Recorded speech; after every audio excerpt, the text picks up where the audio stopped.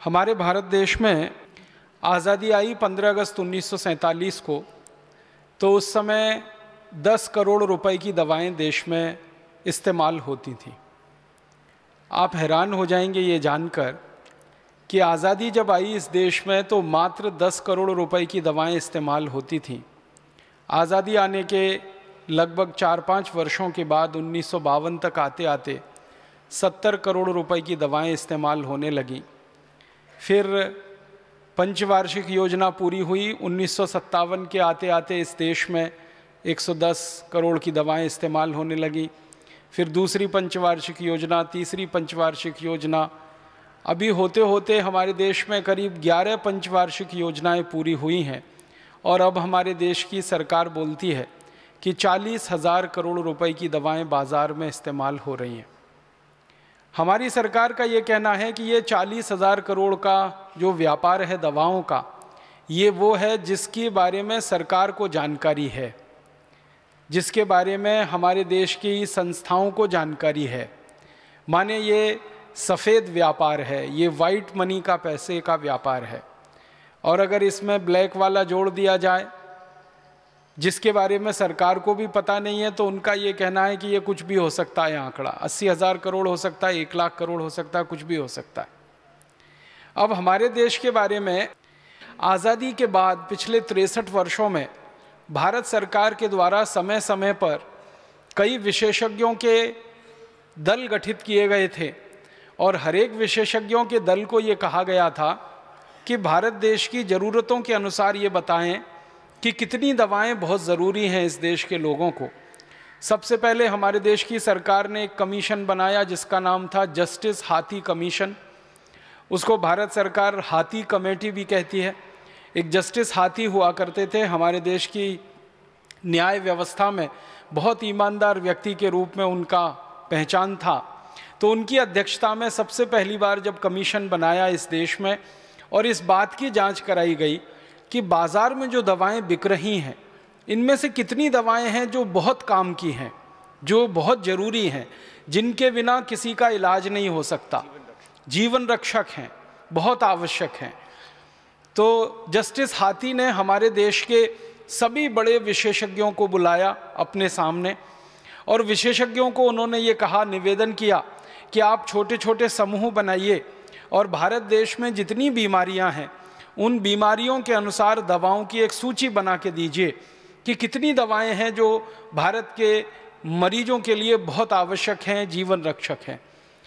तो आपको सुन के हैरानी होगी, सारे विशेषज्ञों ने मिलकर एक सूची तैयार की जिसमें 117 दवाओं के नाम दिए गए और ये कहा गया कि ये 117 दवाएं बहुत ज़रूरी हैं, बहुत काम की हैं। इन दवाओं के बिना किसी भी मरीज का इलाज नहीं हो सकता, ये तो बहुत आवश्यक हैं, जीवन रक्षक है। तो उन 117 दवाओं की सूची को जारी किया गया और सरकार की तरफ से सभी चिकित्सकों को ये निवेदन किया गया कि आप ध्यान रखें, अपने मरीजों को जब दवाएं आप लिखते हैं, प्रिस्क्रिप्शन लिखते हैं, तो आप इन 117 दवाओं के बाहर जाने की कोशिश ना करें, क्योंकि यही दवाएं सारे देश के विशेषज्ञों ने आम राय से तय की हैं। वो सरकार ने तय नहीं की थी, हमारे देश के आपके जैसे डॉक्टर विशेषज्ञों द्वारा तय की गई थी। फिर क्या हुआ, जस्टिस हाथी कमीशन की ये रिपोर्ट आई तो सारे बाजार में हल्ला हो गया और दवा बनाने वाली कंपनियों ने इस रिपोर्ट को खारिज करने की ताकत लगा दी और सरकार के ऊपर इतना दबाव डाला कि इस रिपोर्ट को सरकार कभी ना माने। लेकिन भारत सरकार ने उस रिपोर्ट को जारी किया और सारे देश के विशेषज्ञ डॉक्टरों को ये पता चला कि 117 दवाएं बहुत ज़रूरी हैं, भारत की जलवायु के अनुसार, भारत के वातावरण के अनुसार, यहाँ के लोगों को होने वाले जो रोग हैं, जो बीमारियाँ हैं, उनके अनुसार। आपको सुन के हैरानी होगी कि इन 117 दवाओं की सूची जब मैंने देखी तो सर्दी खांसी जुकाम से लेकर सबसे खराब बीमारियां जो हमारे यहाँ मानी जाती हैं, जिनको जानलेवा बीमारी हम कहते हैं, जैसे कैंसर है, तो सर्दी खांसी जुकाम से लेकर कैंसर तक की बीमारियों को सारा कवर करने वाली ये दवाएं हैं 117। सरकार ने फिर एक कानून बना दिया इस देश में कि जो भी कंपनी दवा का लाइसेंस मांगेगी सरकार से, उसके ऊपर पहले से ये एक ऑब्लिगेशन होगा, पाबंदी होगी कि इन 117 दवाओं का उत्पादन उस कंपनी को जरूर करना पड़ेगा, और बाकी कोई और दवा वो बनाना चाहे तो उसके लिए सरकार सोचेगी। तो जरूरी दवाओं का उत्पादन इस तरह से इस देश में शुरू हुआ, कानून की मदद से, कानून के माध्यम से, और धीरे धीरे भारत के लोगों को जरूरी दवाएं उपलब्ध होने लगी। आज़ादी जब आई थी और उसके लगभग पहली पंचवार्षिक योजना के पूरा होने तक ज़्यादातर जरूरी दवाएं बाहर से आयात होती थी, विदेशों से आती थी। लेकिन ये कानून जब बन गया हमारे देश में, तो विदेशों से आयात होने वाली दवाओं की संख्या लगातार घटती गई और धीरे धीरे देश में ही उत्पादन बढ़ता चला गया और मरीजों को सस्ती कीमत पर उपलब्ध दवाएं हो गईं, जो बहुत ज़रूरी थी। फिर हमारे बाज़ार में एक नया दौर आया और बहुत सारी विदेशी कंपनियों ने हमारे देश में एक साथ प्रवेश किया। हमारे देश की सरकार की नीति बदल गई।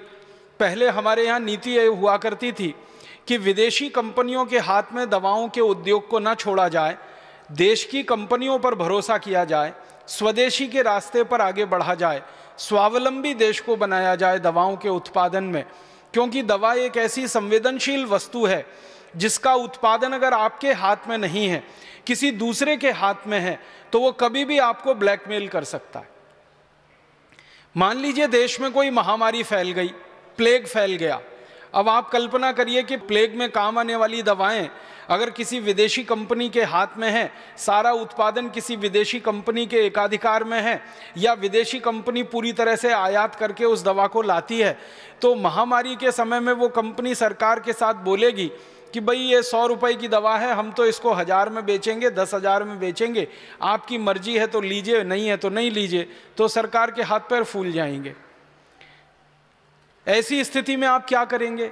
क्योंकि दवा के व्यापार पर और उसके मूल्य पर पूरा नियंत्रण सरकार का अगर नहीं है और किसी विदेशी कंपनी के हाथ में कोई एक मोनोपोली आइटम आ गया जिसको वो कंपनी पूरी तरह से मुनाफेखोरी में बदल देगी, तो आपके लोग तो मर जाएंगे बिना दवा के, बहुत महंगी दवाएं हो जाएंगी। और विदेशी कंपनियां अक्सर ऐसे समय का इंतज़ार करती रहती हैं कि कब कोई बड़ी महामारी फैले। कई बार तो महामारी फैला दी जाती है ताकि उनकी दवाएं बड़े पैमाने पर बिक सकें। तो भारत देश की संसद ने इस विषय पर बहुत बहस की। श्रीमती गांधी जब देश की प्रधानमंत्री बनी तो उनका पहला लक्ष्य ये था कि गरीब लोगों को सस्ती दवाएं, जीवन रक्षक दवाएं, आवश्यक दवाएं कम से कम कीमत पर उपलब्ध होनी चाहिए। ये उनके 20 सूत्री कार्यक्रमों में से एक कार्यक्रम था और उन्होंने इसके लिए पूरी ताकत लगाई और पूरी ईमानदारी से काम किया और उसका परिणाम निकला कि भारत दवाओं के उत्पादन में 1970 तक आते आते आत्मनिर्भर हो गया।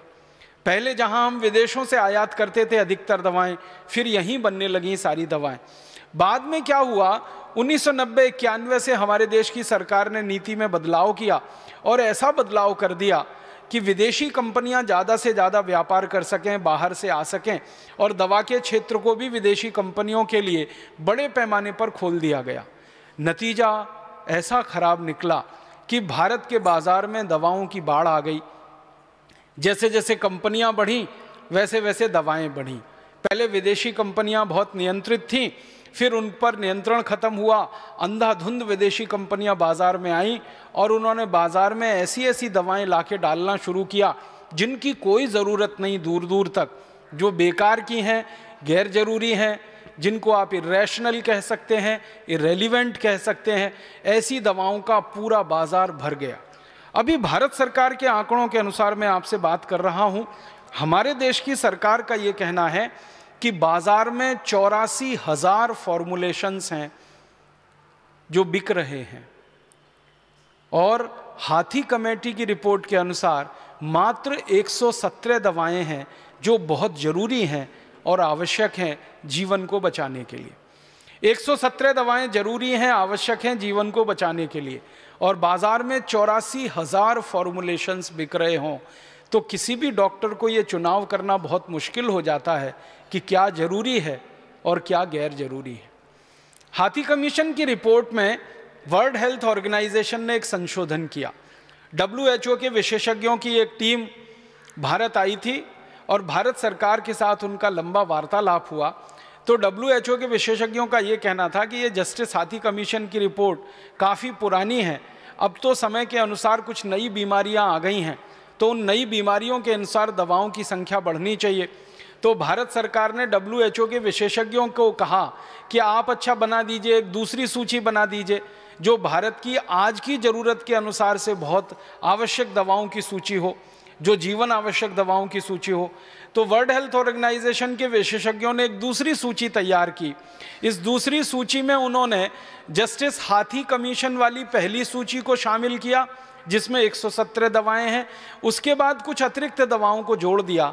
तो अब भारत देश में जीवन आवश्यक दवाओं की सूची बढ़कर 450 हो गई है। माने भारत की बीमारियों के लिए, भारत के मरीजों के लिए, भारत की आबोहवा और जलवायु को ध्यान में रखते हुए कुल दवाओं की जो ज़रूरत है हमें वो 450 मात्र हैं। माने 450 दवाओं में सर्दी खांसी जुकाम से लेकर अब कैंसर तक की सब बीमारियों का इलाज हो सकता है। और WHO के विशेषज्ञों का ये कहना है कि लगभग 150 बीमारियां भारत में प्रमुखता से पाई जाती हैं, उत्तर दक्षिण पूर्व पश्चिम भारत के सभी इलाकों में। इनमें महामारियों को शामिल नहीं किया गया है, एपिडेमिक्स इसमें नहीं है। तो वो कहते हैं कि पूरे भारत में उत्तर दक्षिण पूर्व पश्चिम लगभग 150 बीमारियां हैं और इनमें कैंसर जैसी भी गंभीर बीमारियां हैं, सर्दी खांसी जुकाम जैसी साधारण हैं। इन सबका कुल मिलाकर इलाज करने के लिए 450 से ज़्यादा दवाओं की बिल्कुल ज़रूरत नहीं है। तो WHO की एक रिपोर्ट है, वो ये कहती है कि 450 दवाएं चाहिए। भारत देश में जस्टिस हाथी कमीशन की रिपोर्ट है, वो कहते हैं 117 दवाएं काफ़ी हैं।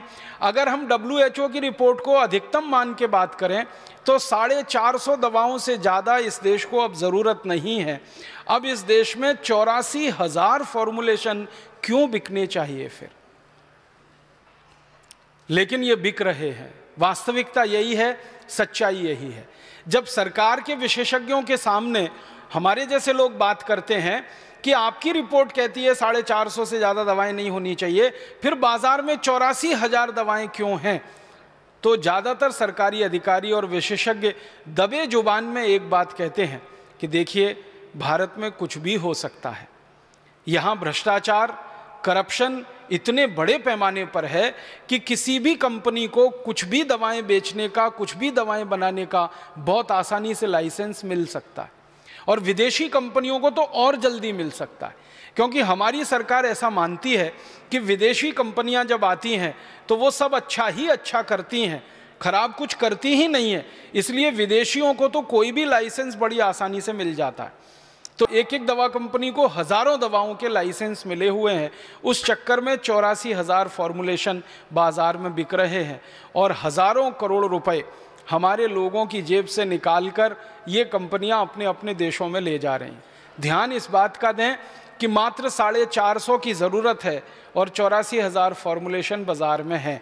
तो कितने बड़े पैमाने पर गैर ज़रूरी दवाएँ, इर्रेशनल दवाएँ, इर्रेलीवेंट दवाएँ बाज़ार में उपलब्ध हैं और मरीज उनको खाने के लिए मजबूर हैं। अब ये जो सारा खेल चल रहा है, इस खेल में एक बहुत बड़ी कड़ी हज़ारों लाखों चिकित्सक हैं और वो कड़ी क्या है? ये सारी दवाएं जो बिक पाती हैं बाज़ार में, उसमें चिकित्सकों की बहुत बड़ी मदद लगती है। अगर चिकित्सक के प्रेस्क्रिप्शन में दवाएं नहीं लिखी जाएं तो आसानी से वो बिक नहीं सकती हैं। तो इन कंपनियों को दवाओं के बिजनेस में हज़ारों लाखों प्रतिशत का मुनाफा कमाना होता है। आप सुन के हैरान हो जाएंगे, किसी भी व्यापार में हज़ारों प्रतिशत के मुनाफे नहीं होते। अगर आप सोने का व्यापार करें तो सोने के व्यापार में मुनाफे के प्रतिशत 10, 15, 20 से लेकर 50, 60% तक, बहुत अधिक तो 100% तक। चांदी का व्यापार करें, प्लेटिनम का व्यापार करें, कोयले का व्यापार करें, लोहे का व्यापार करें, स्टील का व्यापार करें, हवाई जहाज बनाने के उद्योग में लगने वाले जो अन्य पदार्थ हैं, मेटल हैं, उनका व्यापार करें, किसी भी व्यापार में 10, 20, 50% से लेकर 100, 200% के मुनाफे होते हैं। लेकिन ये दवाओं का व्यापार, इसमें मुनाफे 10, 20, 50% में नहीं होते, 20-20 हज़ार प्रतिशत में होते। दुनिया में दवाओं के व्यापार पर सबसे बड़ा कब्जा रखने वाली जो अमेरिका की और यूरोप की बड़ी कंपनियां हैं, जैसे मैं नाम लेके कहूँ, एक फाइजर नाम की कंपनी है, एक रोश नाम की कंपनी है, वोरोबैल्कम नाम की कंपनी है, ग्लैक्सको स्मिथ लाइन बीचम नाम की कंपनी है।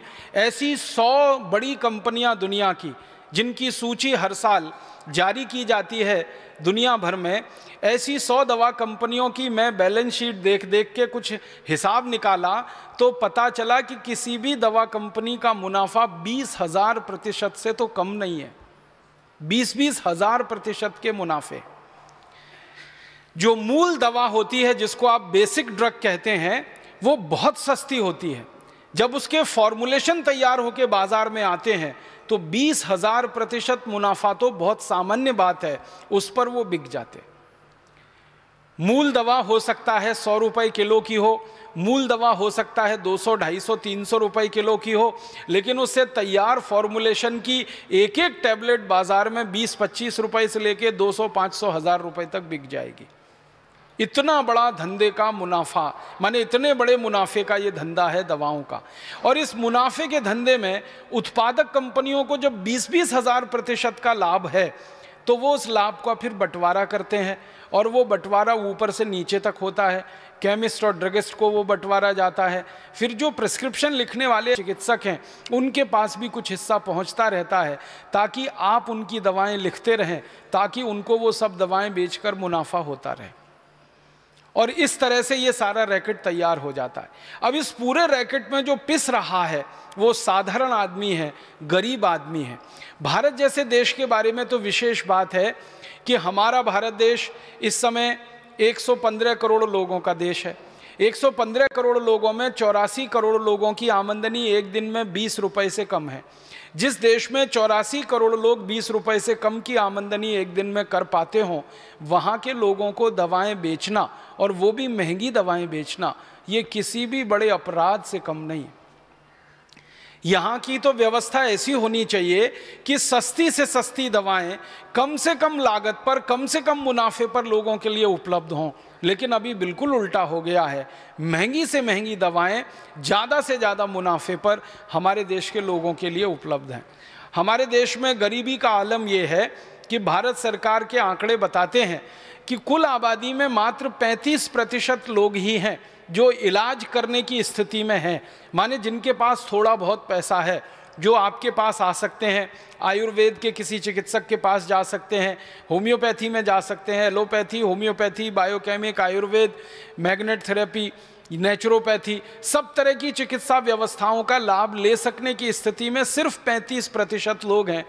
65% लोग तो अभी भी अपनी बीमारी की स्थिति में किसी ओझा के पास जाते हैं, कोई झाड़ फूंक करने वाले के पास जाते हैं, और आप जानते हैं उसका दुष्परिणाम क्या होता है। वो ओझाओं के पास जा रहे हैं, झाड़ फूंक करने वालों के पास 65% लोग जा रहे हैं, तो इसके पीछे उनकी श्रद्धा और विश्वास का मामला नहीं है, मजबूरी का मामला है। क्योंकि उनके पास दवा खरीदने के लिए और किसी चिकित्सक के पास जाने के लिए उतने पैसे नहीं है। और दवा व्यवसाय में मुनाफाखोरी, कॉमर्शलाइजेशन इतना ज़्यादा हो गया है कि कोई सस्ती दवा बाजार में उपलब्ध नहीं है। तो इन कारणों से हमारे देश का आम आदमी बहुत पिस रहा है और परेशानी में जी रहा है। ज़रूरत की दवाएं 450 और फॉर्मुलेशंस बिक रहे हैं 84,000। आप अंदाज़ा लगा सकते हैं कितने बड़े पैमाने पर यह गोरख धंधा चल रहा है। हमारे देश में समय समय पर सरकारों की तरफ से अलग अलग बार संसद में बयान दिए गए, संसद के दबाव में आकर समय समय पर सब कमेटीज़ बनाई गई, स्टैंडिंग कमेटीज़ बनाई गई, स्टीयरिंग कमेटीज़ बनाई गई इस विषय पर सरकार के द्वारा जांच करने के लिए, और हर बार नतीजा उसका शून्य ही निकला। कई बार संसद में ये हंगामा हुआ है कि भारत में इतनी गैर जरूरी और बेकार की दवाएं क्यों बिक रही हैं। तुरंत सरकार एक कमेटी बना देती है, वो स्टैंडिंग कमेटी हो सकती है, स्टीयरिंग कमेटी हो सकती है, 2-4 साल वो रिसर्च करती है, आंकड़े लगभग वैसे ही आते हैं कि फालतू दवाएं बहुत ज़्यादा हैं, गैर जरूरी दवाएं बहुत ज़्यादा हैं, तो अब इनको ख़त्म कैसे किया जाए। कमेटी उनके रिकमेंडेशंस देती है, लेकिन सरकार उस पर कुंडली मार के बैठ जाती है। एक भी कमेटी की बात को सरकार कभी मानती नहीं। कोई भी कंपनी जब गैर जरूरी दवाओं का, बेकार की दवाओं का व्यापार करती है तो उसकी सेटिंग हमारे देश के मंत्रियों से लेकर, सांसदों से लेकर अधिकारियों तक सबके साथ हो जाती है। कई बार तो ये देखा गया है कि संसद में किसी कंपनी के बारे में सवाल पूछा जाता है, कंपनी वाले तुरंत पहुंच जाते हैं सवाल पूछने वाले सांसदों के पास, और अगले ही दिन पता चलता है कि वो सवाल गायब हो गया। जिन्होंने पूछा था उन्होंने उसका उत्तर जानने से भी इनकार कर दिया, पता नहीं क्या लेन देन हुआ, कैसी सेटिंग हो गई। तो हमारे देश में करप्शन का लेवल इतना ऊंचा, भ्रष्टाचार का लेवल उतना ऊंचा, उस स्थिति में सरकार की तरफ से कोई प्रभावी काम नहीं हो रहा है इस दिशा में। और अगर नहीं हो रहा है तो क्या है, एक ही रास्ता बचता है, जो संवेदनशील और बुद्धिमान चिकित्सक हैं उनके सामने इस विषय को रखा जाए और शायद उसमें से कोई रास्ता निकाला जाए। यही एक अभीष्ट हो सकता है। इस दृष्टि से मैंने ये विषय आपके सामने उठाया।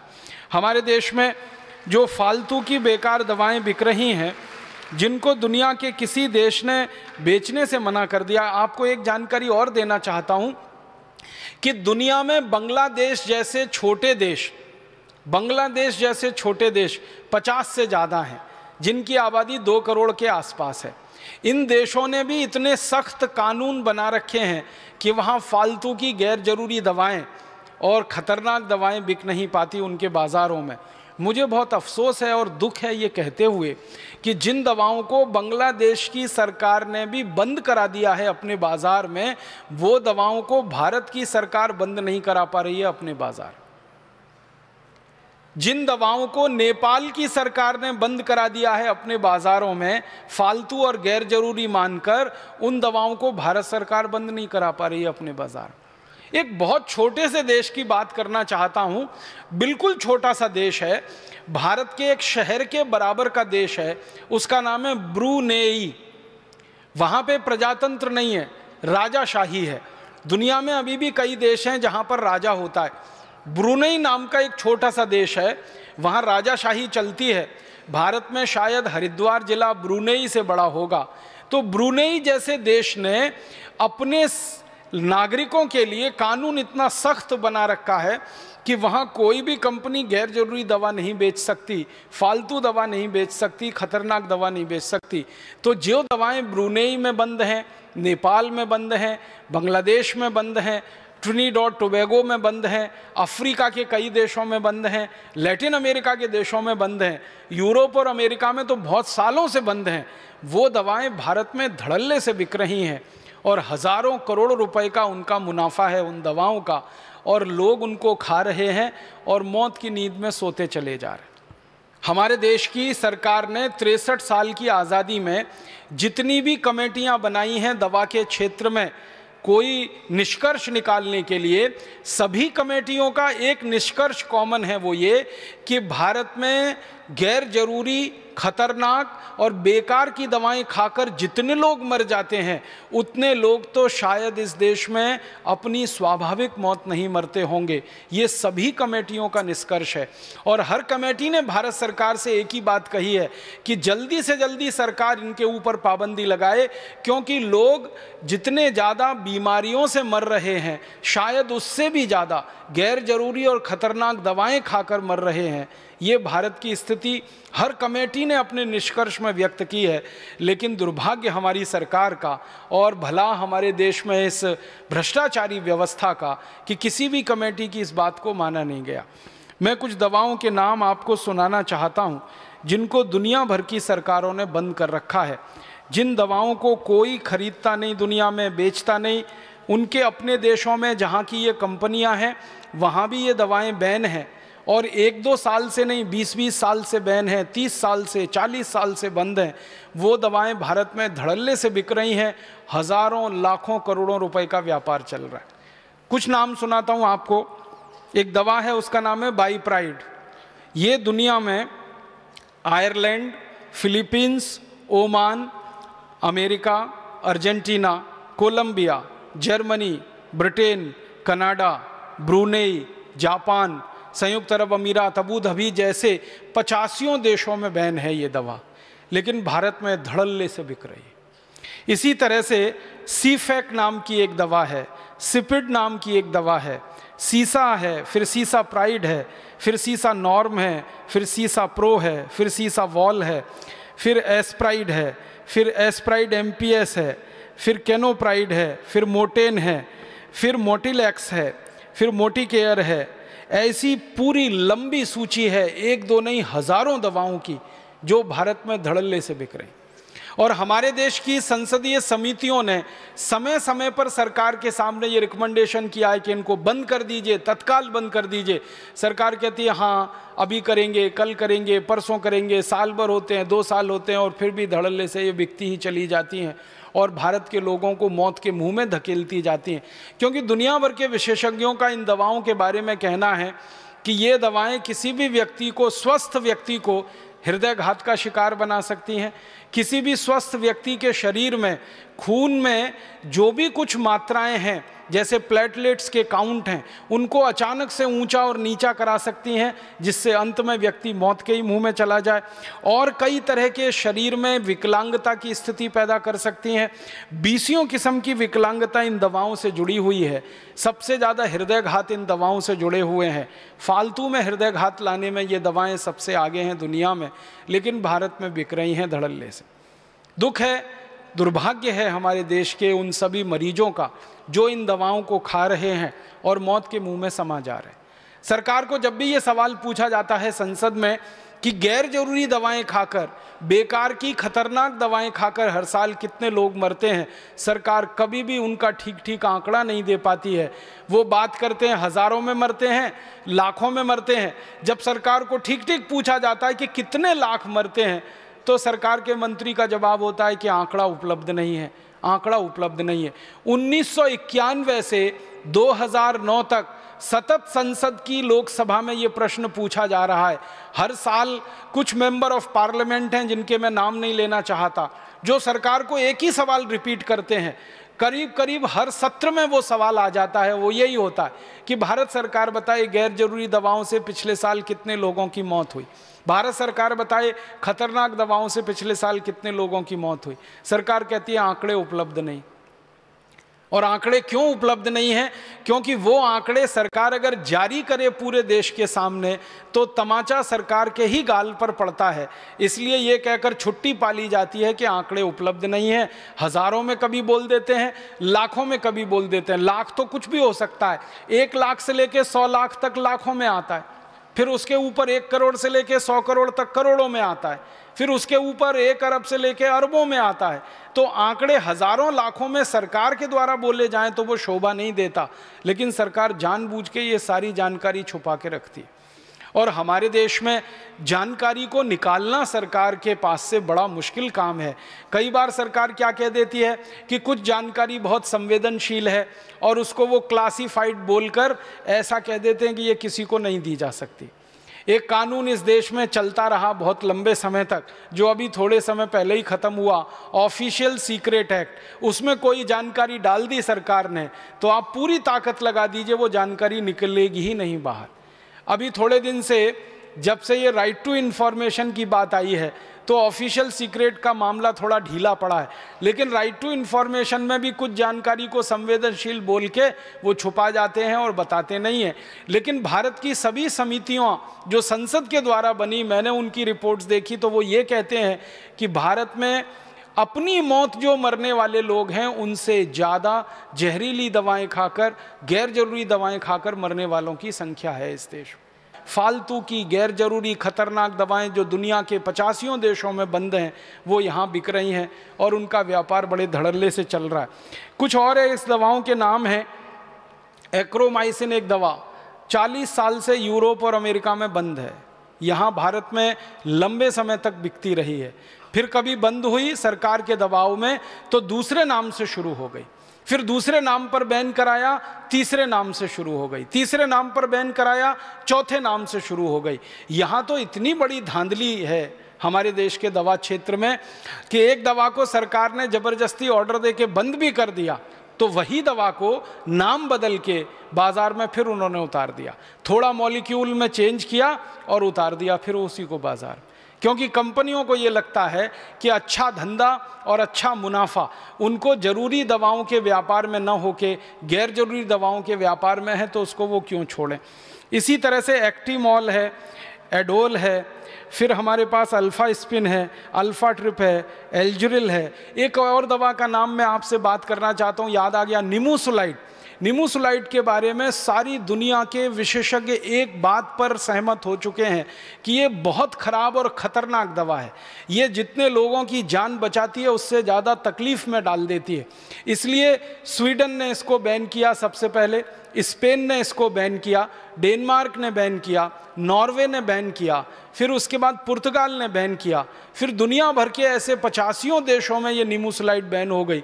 लेकिन भारत में धड़ल्ले से बिक रही है और हमारे बहुत सारे मेडिकल प्रैक्टिशनर इसको अपनी प्रिस्क्रिप्शन स्लिप पर बहुत ज़्यादा पैमाने पर लिख रहे हैं। एनाल्जिन नाम की एक दवा आप जानते हैं, दुनिया भर के विशेषज्ञों ने सबसे ज़्यादा ऑब्सोलीट जिसको करार दे दिया कि इससे ज़्यादा फालतू की और बेकार की दवा नहीं हो सकती है, वो एनाल्जिन की हमारे देश में साल की बिक्री लगभग 35 से 40 करोड़ रुपए की है। अमेरिका में जिस दवा को कोई पूछता नहीं, यूरोप में जिस दवा को कोई पूछता नहीं, लैटिन अमेरिका में जिस दवा को कोई पूछता नहीं, एशिया के देशों में जिस एनाल्जिन को कोई पूछने वाला नहीं है। आपको शायद मालूम होगा कि टेक्स्ट बुक में से भी ये दवा बाहर हो चुकी है सालों साल पहले। लेकिन भारत में इसका इतना बड़ा बाजार है एनाल्जिन का, लगभग 35 करोड़, पिछले साल का मैंने मार्केट पता किया 37 करोड़ रुपए की बिकी है ये दवा। और ये ऑफिशियल है, आपको हर बार मैं ये कह रहा हूँ कि आंकड़े जो हैं वो सरकार जो रिलीज़ कर देती है, जो अनऑफिशियल है, गैर कानूनी तरीके से ये बना के बाज़ार में बेची गई होगी, उसके बारे में हम अंदाज़ा नहीं लगा सकते। निमोसुलाइड का मार्केट जहाँ सब बंद हो रहा है दुनिया में, यहाँ धड़ल्ले से चल रही है। एनाल्जिन का मार्केट जहाँ दुनिया में बंद है वो भारत में धड़ल्ले से चल रही है। आपको बड़ी हंसी आएगी सुनकर कि अमेरिका की कई कंपनियां, उनमें से एक कंपनी विशेष रूप से एक दवा यहाँ बेच रही है, उसका नाम है विक्स। भारत में एक छोटा सा सर्वे किया था हम लोगों ने, और वो सर्वे ये किया था कि किसी भी केमिस्ट के काउंटर पर बिना डॉक्टर के प्रिस्क्रिप्शन के सबसे ज़्यादा बिकने वाली दवाएं कौन सी हैं, इसका एक छोटा सा सर्वेक्षण किया था। हम लोगों ने एक टीम बना के काम किया था। पता चला कि बिना डॉक्टरी प्रिस्क्रिप्शन के किसी भी केमिस्ट की दुकान से सबसे ज़्यादा जो एक ब्रांड नेम बिक रहा है वो यही है, विक्स। गले की खिचखिच, विक्स की गोली, सर्दी खांसी जुकाम, विक्स ले लो, इसमें तो विक्स ले लो, उसमें तो विक्स ले लो, ऐसा धड़ाधड़ विज्ञापन ये करते हैं। और सारे देश के लोगों का दिमाग ऐसे बनाया हुआ है कि सर्दी खांसी जुकाम सीधे विक्स में जाओ, और गले की खिचखिच हो जाए तो विक्स खाओ, तो इसके लिए विक्स लगाओ, तो उसके लिए विक्स लगाओ। अकेला एक ब्रांड नेम सबसे ज़्यादा बिक रहा है। फिर मैंने और हमारी टीम ने ये जानने की कोशिश की कि अच्छा पता लगाओ, ये जो विक्स का ब्रांड नेम है जिसको एक अमेरिकन कंपनी भारत में बेच रही है, उस कंपनी का नाम है प्रॉक्टर एंड गैम्बल। ये कंपनी अपने देश में बेच रही है क्या इसको, और यूरोप के देशों में बेच रही है क्या? क्योंकि प्रॉक्टर एंड गैम्बल का मार्केट तो दुनिया भर के देशों में है, 56 देशों में व्यापार करती है। पता चला कि अमेरिका में नहीं बिकता, ये यूरोप में नहीं है, फ्रांस में नहीं, जर्मनी में नहीं, स्वीडन में नहीं, स्विट्जरलैंड में नहीं, डेनमार्क में नहीं, नॉर्वे में नहीं, आयरलैंड में नहीं, स्कॉटलैंड में नहीं, इंग्लैंड में नहीं, किसी भी देश में जो नहीं है उनका ब्रांड, वो भारत में सबसे ज़्यादा मुनाफा देने वाला उनका ब्रांड है। प्रॉक्टर एंड गैम्बल के एक अधिकारी को मैंने पूछा था कि आपके जितने भी ब्रांड हैं भारत में सबसे ज़्यादा मुनाफा कौन देता है, तो उन्होंने कहा बाकी तो घाटा देते हैं, मुनाफा तो खाली विक्स देता है। बाकी तो घाटा देते हैं, मुनाफा तो विक्स देता है। तो बाकी का घाटा विक्स के मुनाफे से वो पूरा कर लेते हैं, और इतने धड़ल्ले से सारे देश में ये बिक रहा है। इसी तरह की बहुत सारी दवाएं हैं बाजार में जिनको हमारे देश में टेलीविज़न के विज्ञापनों के माध्यम से, रेडियो के विज्ञापनों के माध्यम से, अखबारों के विज्ञापनों के माध्यम से ये कंपनियां बेच लेती। आप जानेंगे कि दुनिया भर के देशों में ये कानून है कि दवाओं का विज्ञापन आप नहीं कर सकते, ना टेलीविज़न पे, ना अखबारों में, ना पत्रिकाओं में।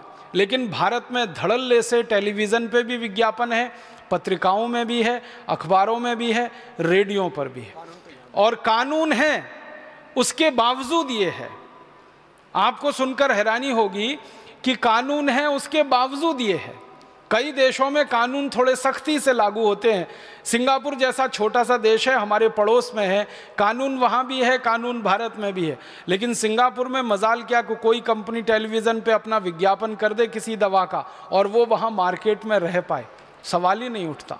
छोटा सा देश है, इतनी सख्ती से इस कानून को लागू करता है, लेकिन हमारा इतना बड़ा देश, इतना बड़ा लोकतंत्र, इतनी बड़ी सरकार, इतनी बड़ी फौज हमारे एडमिनिस्ट्रेशन की, पुलिस की, इसको लागू ही नहीं करा पाती। तो ऐसी बहुत सारी दवाएं हज़ारों की संख्या में फालतू में बाज़ार में बेची जा रही हैं। तो आप बोलेंगे हम क्या कर सकते हैं? आपकी बहुत बड़ी भूमिका मैं इस काम में देखता हूँ, और वो भूमिका ये है कि आप एक संवेदनशील चिकित्सक होने के नाते, एक बुद्धिमान चिकित्सक होने के नाते अपने जीवन में एक संकल्प छोटा सा कर लीजिए कि मैं मेरे प्रिस्क्रिप्शन स्लिप पर किसी भी मरीज को फालतू की एक दवा भी नहीं लिखूंगा, और ऐसी कोई दवा नहीं लिखूंगा जो भारत के मरीज के लिए ज़रूरी नहीं है लेकिन कंपनी के मुनाफे के लिए बाज़ार में। अगर आप इतना सा एक छोटा काम कर देंगे तो इस भारत देश के लोगों का हज़ारों करोड़ रुपए बच जाएगा। लोगों का तो बच ही जाएगा, वो भारत देश के लोगों की जिंदगी भी बचाएगा, उनका जीवन बचाएगा। तो आप अगर अपने मन में एक संकल्प ले लेते हैं, ये बहुत पवित्र संकल्प होगा जो आपके सम्मान को बढ़ाएगा, कम नहीं करेगा। आपके सम्मान को मरीजों के दिल में बहुत गहरा स्थान देगा, आप उनके दिल में हमेशा के लिए बैठ जाएंगे अगर एक छोटा सा काम आप कर लें। मैं आपको एक उदाहरण देके इस बात को कहूँगा। स्वीडन नाम का एक छोटा सा देश है। स्वीडन नाम के देश में 1980 के दशक में थोड़े से कानून में ढीलापन आ गया और विदेशी कंपनियों ने मार्केट को भर दिया। वहाँ स्वीडन के बाज़ार में अंधाधुंध गैर जरूरी दवाएं, फालतू की दवाएं बाज़ार में आ गई। जिन दवाओं से लोगों की मौत हो रही थी, ऐसी दवाएं धड़ल्ले से बिकने लगी। एक दवा है, उसका नाम है क्विलोक्विनोल। ये जो है सबसे ज़्यादा 1980 के दशक में स्वीडन और आसपास के देशों में बेची जा रही थी, और एक बहुत बड़ी विदेशी कंपनी इस दवा के धंधे में लगी हुई थी। स्वीडन में एक बहुत संवेदनशील चिकित्सक ने झंडा उठाया, बहुत संवेदनशील चिकित्सक, उन्होंने एक झंडा उठाया। उनका नाम था डॉक्टर ओले। उन्होंने कहा कि हमारे देश के बाज़ार में, स्वीडन तो बहुत छोटा सा देश है, कोई बहुत बड़ा देश नहीं है, आबादी बहुत कम है, भारत के एक ज़िले से भी छोटा है, लेकिन वहाँ के एक संवेदनशील चिकित्सक जिनका नाम था डॉक्टर ओले, उन्होंने ये झंडा उठाया कि मेरे देश के लोगों को ये फालतू की दवाएं खानी पड़ें, लीवर खराब हो उनका, किडनी खराब हो जाए, मौत के मुंह में चले जाएं, लाखों करोड़ों रुपया स्वीडन से विदेशों में हस्तांतरित हो जाए, ये तो नहीं चलने दूंगा। तो उस एक चिकित्सक ने स्वीडन के चिकित्सकों को समझाना शुरू किया। धीरे धीरे एक संगठन बना। उस संगठन में 3000 डॉक्टर शामिल हो गए, और 3000 डॉक्टरों ने मिलकर डॉक्टर ओले के साथ एक संकल्प ले लिया। उन्होंने संकल्प लिया 3000 डॉक्टरों ने कि हम में से कोई भी दवा कंपनी की कोई भी दवा इसलिए नहीं लिखेगा कि वो मार्केट में है।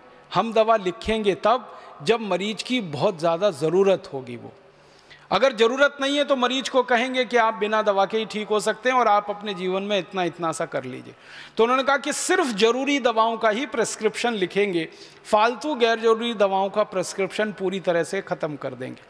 और उन्होंने क्विलोक्विनोल से शुरुआत की। आप जानते हैं क्विलोक्विनोल के जैसी नज़दीकी एक दवा है मैक्साफॉर्म, और एक है एंट्रोबायोफॉर्म। तो मैक्साफॉर्म, एंट्रोबायोफॉर्म, क्विलोक्विनोल, उन्होंने एक लिस्ट बनाई और 3000 डॉक्टरों के सभी क्लिनिक में वो लिस्ट चिपका दी गई, और सभी डॉक्टरों को कहा गया कि प्रिस्क्रिप्शन लिखते समय इस लिस्ट को ध्यान में रखें। परिणाम ये हुआ, 1980 में ये आंदोलन शुरू हुआ, 1984 तक आते आते स्वीडन के बाजार से सारी गैर जरूरी दवाएं बिकना बंद हो गई। एक चिकित्सक ने हिम्मत दिखाई, उसने अपने सहयोगी चिकित्सकों को तैयार किया, उनकी सेंसिटिविटी को थोड़ा और बढ़ाया, ज़्यादा सेंसिटाइज किया। इंटेलिजेंसी तो सभी चिकित्सकों में होती है, सेंसिटिविटी बढ़ने की बात है, संवेदनशीलता उनकी बढ़ती गई, और एक दिन आकर उन्होंने संकल्प ले लिया। फिर उनका दूसरा संकल्प ये था कि हम 3000 डॉक्टरों का ये जो संगठन है, इस संगठन में आगे भी दूसरों को शामिल करते रहेंगे अगर वो हमारे इस विचार पर चलेंगे। धीरे धीरे संख्या बढ़ती गई। फिर ये आंदोलन स्वीडन से निकल के डेनमार्क में चला गया, डेनमार्क से निकल के फिर नॉर्वे में चला गया, नॉर्वे से निकल के फिर जर्मनी, फ्रांस में चला गया, और एक बहुत बड़ी संस्था बन गई। अब वो संस्था वहाँ काम करती है, उनका नाम है डॉक्टर्स विदाउट फ्रंटियर्स। और वो मिलके पूरे के पूरे यूरोप के ये नॉर्दिक कंट्रीज़ जो कहे जाते हैं, इनमें एक ही अभियान चला रहे हैं और उसमें पूरे सफल हैं कि एक भी फालतू की गैर जरूरी दवा और ख़तरनाक दवा उनके बाज़ार में बिक नहीं सकती, क्योंकि उसका वो प्रिस्क्रिप्शन करते नहीं हैं। सारी दवा कंपनियां उन डॉक्टरों को लालच दे के परेशान हो चुकी हैं, बहला फुसला के परेशान हो चुकी हैं, लेकिन वो डॉक्टर झुकते नहीं हैं। उनकी इज्जत, उनका सम्मान वहाँ के मरीजों में दिन प्रतिदिन बढ़ा है। और एक अच्छी बात बताऊं कि ये सारे डॉक्टरों की जो प्रैक्टिस है उसके बारे में जब उनसे पूछा गया अनेक बार कि आपकी प्रैक्टिस का क्या हुआ, आपने जब ये फालतू गैर जरूरी दवाएं लिखना कम किया तो कंपनियों ने आपको पैसे देना, कमीशन देना बंद किया, वो तो आपकी कमाई कम हो गई। तो सभी डॉक्टर कहते हैं पहले से ज़्यादा बढ़ गई। क्यों? तो वो कहते हैं कि पहले जो मरीज हमारे ऊपर शक करते थे, आशंका करते थे, अब वो भी भरोसा करने लगे हैं, इसलिए हमारे पास अब ज़्यादा पहले से मरीज आने लगे। ये डॉक्टर्स लोगों के समूह में डॉक्टर ओले का अभी तो स्वर्गवास हो गया है, उनके स्वर्गवास के पहले उनका एक लंबा इंटरव्यू आया था। उस इंटरव्यू में उनसे पूछा गया था कि जब से आपने ये अभियान शुरू किया फालतू गैर जरूरी दवाओं के बहिष्कार का, आपकी अपनी निजी आमदनी के बारे में बताइए, वो कहाँ पहुँची है। तो उन्होंने कहा मेरी निजी आमदनी 3.5 गुनी बढ़ गई है, क्योंकि पहले मेरे पास जितने मरीज आते थे अब उससे कई गुने ज़्यादा मरीज आ रहे हैं, और मुझे अब दूसरे देशों में बुलाया जाने लगा है, क्योंकि मैं इस अभियान के एक नेता के रूप में स्थापित हुआ हूं। तो आसपास के 20, 22, 25 देशों में मेरी विजिट होती है, और वो लोग मुझे बिल्कुल भगवान के बराबर का दर्जा देते हैं कि ऐसे ईमानदार डॉक्टर की दुनिया को ज़रूरत है। मेरा आपसे एक निवेदन है कि स्वीडन में डॉक्टर ओले हो सकते हैं, तो भारत में भी ऐसे सैकड़ों, हज़ारों, लाखों डॉक्टर ओले हो सकते हैं, क्योंकि हम भी वैसे ही हैं जैसे वो हैं। हमारी संवेदनशीलता भी उतनी ही है जितनी उनकी है, हमारी बुद्धिमत्ता, इंटेलिजेंसी भी उतनी है जितनी उनकी है। बस हमको एक दिशा लेकर काम में लग जाने की ज़रूरत है, बाकी तो सब पीछे पीछे चल पड़ेगा। तो आज आप सब चिकित्सक बंधुओं से, बहनों से मैं एक ही निवेदन करना चाहता हूं कि आप अपने जीवन में एक छोटी सी शुरुआत करिए, और वो शुरुआत यहीं से करिए कि फालतू की गैर जरूरी बेकार की दवाएं हम मरीज को लिखेंगे नहीं, और कोई मरीज आग्रह करेगा तो उसको समझाएंगे, डिस्करेज करेंगे।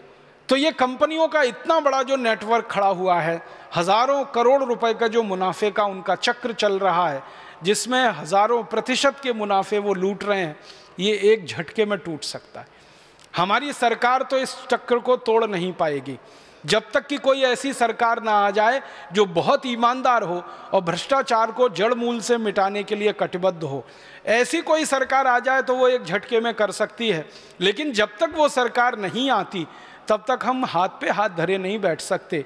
हम अपने जीवन से एक छोटी सी शुरुआत कर सकते हैं। मुझे आपसे ये एक बात कहनी है कि फालतू की गैर जरूरी दवाएं आप प्रिस्क्राइब करना बंद कर दीजिए। आप अपने कॉन्शियस से, अपने अंतरात्मा से ये पूछ लीजिए कि जिन दवाओं को मैं मेरी पत्नी को नहीं लिख सकता, मेरी बेटी को नहीं लिख सकता, मेरे भाई को नहीं दे सकता, मेरी माँ को और पिता को जो दवाएं मैं नहीं खिला सकता, वो दवाएं किसी दूसरे मरीज के लिए मैं क्यों लिख रहा हूँ। तो आप जो दूसरों को वैसा ही मानने लगें जैसे आप हैं, आपके परिवारी जैसे ही सब हैं। अगर हम अपने आप में ही पूरे समाज की छवि देखना शुरू करें और पूरे समाज की छवि अपने परिवार में देखना शुरू करें कि ये मरीज भी मेरे भाई बहन सरीखे हैं, मेरे माता पिता सरीखे हैं, मेरे बेटे बेटियां सरीखे हैं, तो आपके हाथ रुक जाएंगे, आप वो प्रिस्क्रिप्शन नहीं लिख पाएंगे, और उसी दिन से आपके जीवन में एक नए अध्याय की शुरुआत होगी।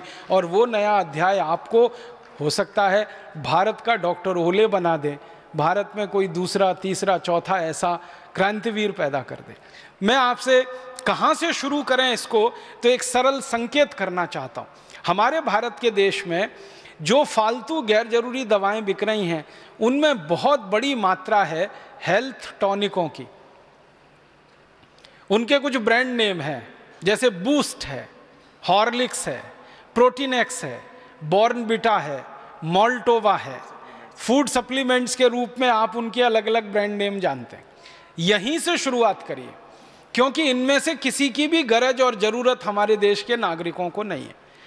आप पूछेंगे क्यों जी, बूस्ट में जो कुछ है प्रोटीनेक्स में जो कुछ है, बॉर्नविटा में जो कुछ है, मॉल्टोवा में जो कुछ है, वो पता है 300 रुपए किलो का है, 250 रुपए किलो का है, 280 रुपए किलो का है, 350 रुपए किलो का है, 400 रुपए किलो का है।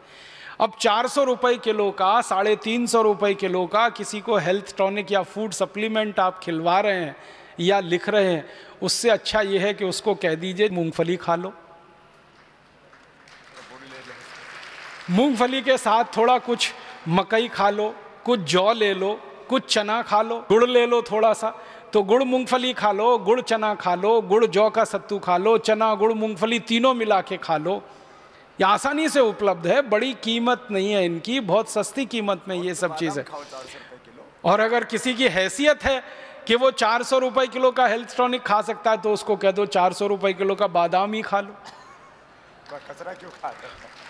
काजू खा लो, काजू नहीं है तो बादाम, मुनक्का, किशमिश, मखाने, जो भी आपको समझ में आता है आसानी से उपलब्ध है वो खिला दो। और आंवला का रस ले लो, एलोवेरा का रस ले लो, गिलोय का काढ़ा बना के पी लो, गिलोय का सत ले लो, ये सब खून की कमी को खत्म करने वाले।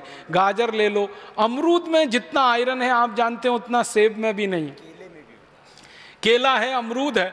भारत में तो ऐसी व्यवस्था है कि जो फल जितना सस्ता उतना ही ज़्यादा भरपूर विटामिन से और उतना ही ज़्यादा वो पोषक तत्वों से भरपूर। हाँ, केला सस्ता है, अमरूद सस्ता है, आंवला सस्ता है, ये सब हैं। तो आप मरीज को बस थोड़ी सी दिशा बदल दो उसकी, क्योंकि उसके दिमाग में भूत सवार है कि बूस्ट से ही उसके बेटे को ताकत आने वाली है। वो रोज विज्ञापन देखता है टीवी पर, सचिन तेंदुलकर की शक्ति बूस्ट, राहुल द्रविड़ की शक्ति बूस्ट, तो किसी और वीरेंद्र सहवाग की शक्ति बूस्ट, धोनी की शक्ति बूस्ट। तो वो रोज देख रहा है टीवी पे, क्योंकि क्रिकेट मैच चल रहा है तो ये विज्ञापन सबसे ज्यादा आ रहा है। तो उसके दिमाग में बैठा हुआ है कि बेटे को तेंदुलकर ही बनाना है, तो बूस्ट खा के ही संभव है। और उन्होंने बचपन में कभी नहीं खाया। और मजे की बात यह है कि ना तेंदुलकर ने कभी बूस्ट खाया, ना सहवाग ने कभी बूस्ट खाया, ना धोनी ने खाया, न किसी दूसरे क्रिकेट खिलाड़ी ने। ये सब जो पैदा हुए वो किसान परिवार में हुए और गरीब थे, और ये साधारण चीजें खा के ही ताकतवर बने। हमारे बाहर के देशों के खिलाड़ियों के बारे में से एक के बारे में जानकारी मुझे है बहुत पक्की और गहरी। बोरिस बेकर नाम का एक टेनिस प्लेयर, वो बहुत सारे यूरोप के और अमेरिकन कंपनियों के विज्ञापन करता रहा हेल्थ टॉनिक के। एक बार बोरिस बेकर को पूछा गया कि आपकी जो सर्विस करते हो टेनिस में, आप जानते हैं बॉल को रैकेट से मारना है तो बहुत तेज स्पीड से जाती है, तो उसकी स्पीड कितनी है? तो उसने कहा 135 किलोमीटर घंटे की स्पीड है। माने भारत में राजधानी जिस गति से जाती है उस गति से बोरिस बेकर बॉल मारता है टेनिस के रैकेट से। तो पूछा गया कि ये ताकत कहाँ से आई है? तो उसने कहा केले में से आई है। बोरिस बेकर ने ऐसा जवाब दिया कि केले में से आई है। तो जो पूछने वाला पत्रकार था उसने कहा क्या बोला? उसने कहा केले में से आई है, मैं बचपन से केला खाता हूं। और बोरिस बेकर ने बताया कि जब भी टेनिस का मैच मैं खेलने के लिए जाता हूं तो ढेर सारे केले भर के मेरे बैग में रख के लेके जाता हूं। मैच जब चलता है टेनिस का तो आप जानते हैं कोर्ट चेंज होता है हमेशा, एक बार इस कोर्ट से खेलेंगे दूसरी बार। तो वो कहता है जो कोर्ट चेंज करने का समय उतने में मैं 2 केले खा लेता हूँ, फिर खेलता हूँ, फिर 2 केले खा लेता हूँ, फिर खेलता हूँ, फिर 2 केले खा लेता हूँ। उन्होंने कहा ये ताकत तो केले में से आई है। तो फिर उसको कहा गया कि फिर वो विज्ञापन जो करते हो आप हेल्थ टॉनिक्स का, उसने कहा वो तो पैसे के लिए करता हूँ, खाने के लिए थोड़ी करता हूँ। खाता तो केला तो बोरिस बेकर जैसा मजबूत टेनिस खिलाड़ी जिसकी स्पीड के बारे में सारी दुनिया के विशेषज्ञ कहते हैं कि उसके आगे की स्पीड अभी तक कोई दे नहीं पाया बॉल में, वो कहता है कि मैं केला खा के ताकत लाया हूं। तो आपके पास आने वाले मरीज को ये कहानियां सुनाइए, बोरिस बेकर की कहानी सुनाइए, ये सब क्रिकेट खिलाड़ियों के बारे में बताइए कि ये अपनी ज़िंदगी में साधारण चीज़ें खाकर असाधारण बने हैं। क्योंकि पोषकता उन्हीं चीज़ों में है जो सस्ती हैं, बहुत महंगी चीज़ों में पोषकता नहीं है। हमारे देश के साधारण जो नागरिक हैं उनके दिमाग में एक वायरस घुस गया है। इस वायरस को आप सभी चिकित्सक निकाल सकते हैं अच्छे तरीके से। वो वायरस है कि जितनी महंगी दवा उतनी अच्छी, जितना महंगा ताकत का टॉनिक उतना अच्छा, जितना ज़्यादा फीस ले डॉक्टर उतना अच्छा। ये गलत एक वायरस घुस गया हमारे देश के नागरिकों के मन कि ज़्यादा फीस ले रहा है तो अच्छा डॉक्टर है, खूब दवाएं लिख रहा है, एक छोटी बीमारी के लिए 15-16 दवाएं लिख रहा है तो बहुत अच्छा डॉक्टर है, फिर ऊपर से इंजेक्शन ठोक दे तो और अच्छा डॉक्टर है। ये वायरस आप निकाल दीजिए, ये वायरस निकालने में आप बहुत बड़ी मदद कर सकते हो। हमारे देश का साधारण गांव का गरीब आदमी, किसान, मजदूर जब डॉक्टर के पास जाता है, मैंने देखा डॉक्टर साहब इंजेक्शन लगा दो, अब डॉक्टर साहब मना कर रहे हैं कि इंजेक्शन की नहीं लगा दो, आप जरूरत नहीं है फिर भी लगा दो, चाहे पानी का ही लगा दो आप, तो उसको मन में संतोष हो जाए। लेकिन वायरस ऐसा घुस गया। मेरी आपसे विनम्र प्रार्थना है कि मरीजों को आप सिर्फ चिकित्सा दे रहे हैं इतना ही नहीं है, मरीजों को थोड़ी शिक्षा भी दे दीजिए, उनको एजुकेट भी कर दीजिए, तो बहुत बड़ा काम हो जाए।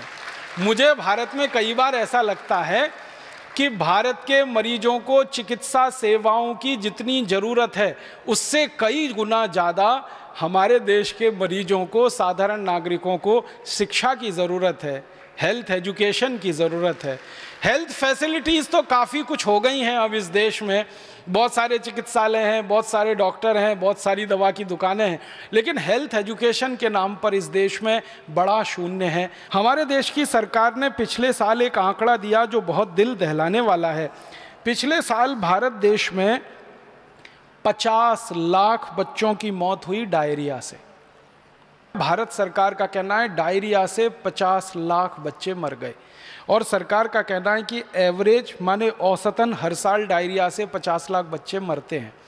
किसी साल 46 लाख होते हैं, किसी साल 54 लाख हो जाते हैं, किसी साल 52 लाख, किसी साल 48 लाख। पिछले कई वर्षों से ये एवरेज निकल रहा है कि 50 लाख बच्चे डायरिया से मरते। सभी चिकित्सक इस बात को बहुत गहराई से समझते हैं कि डायरिया बहुत जल्दी और आसानी से ठीक होने लायक बीमारी है, बस इसमें एजुकेशन की ज़रूरत है। शायद इसमें दवा की इतनी ज़रूरत नहीं है, लेकिन एजुकेशन की ज़रूरत है।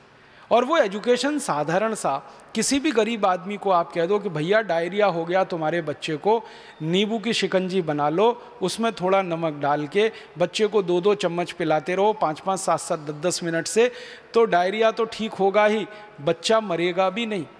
इतनी आसान बात है।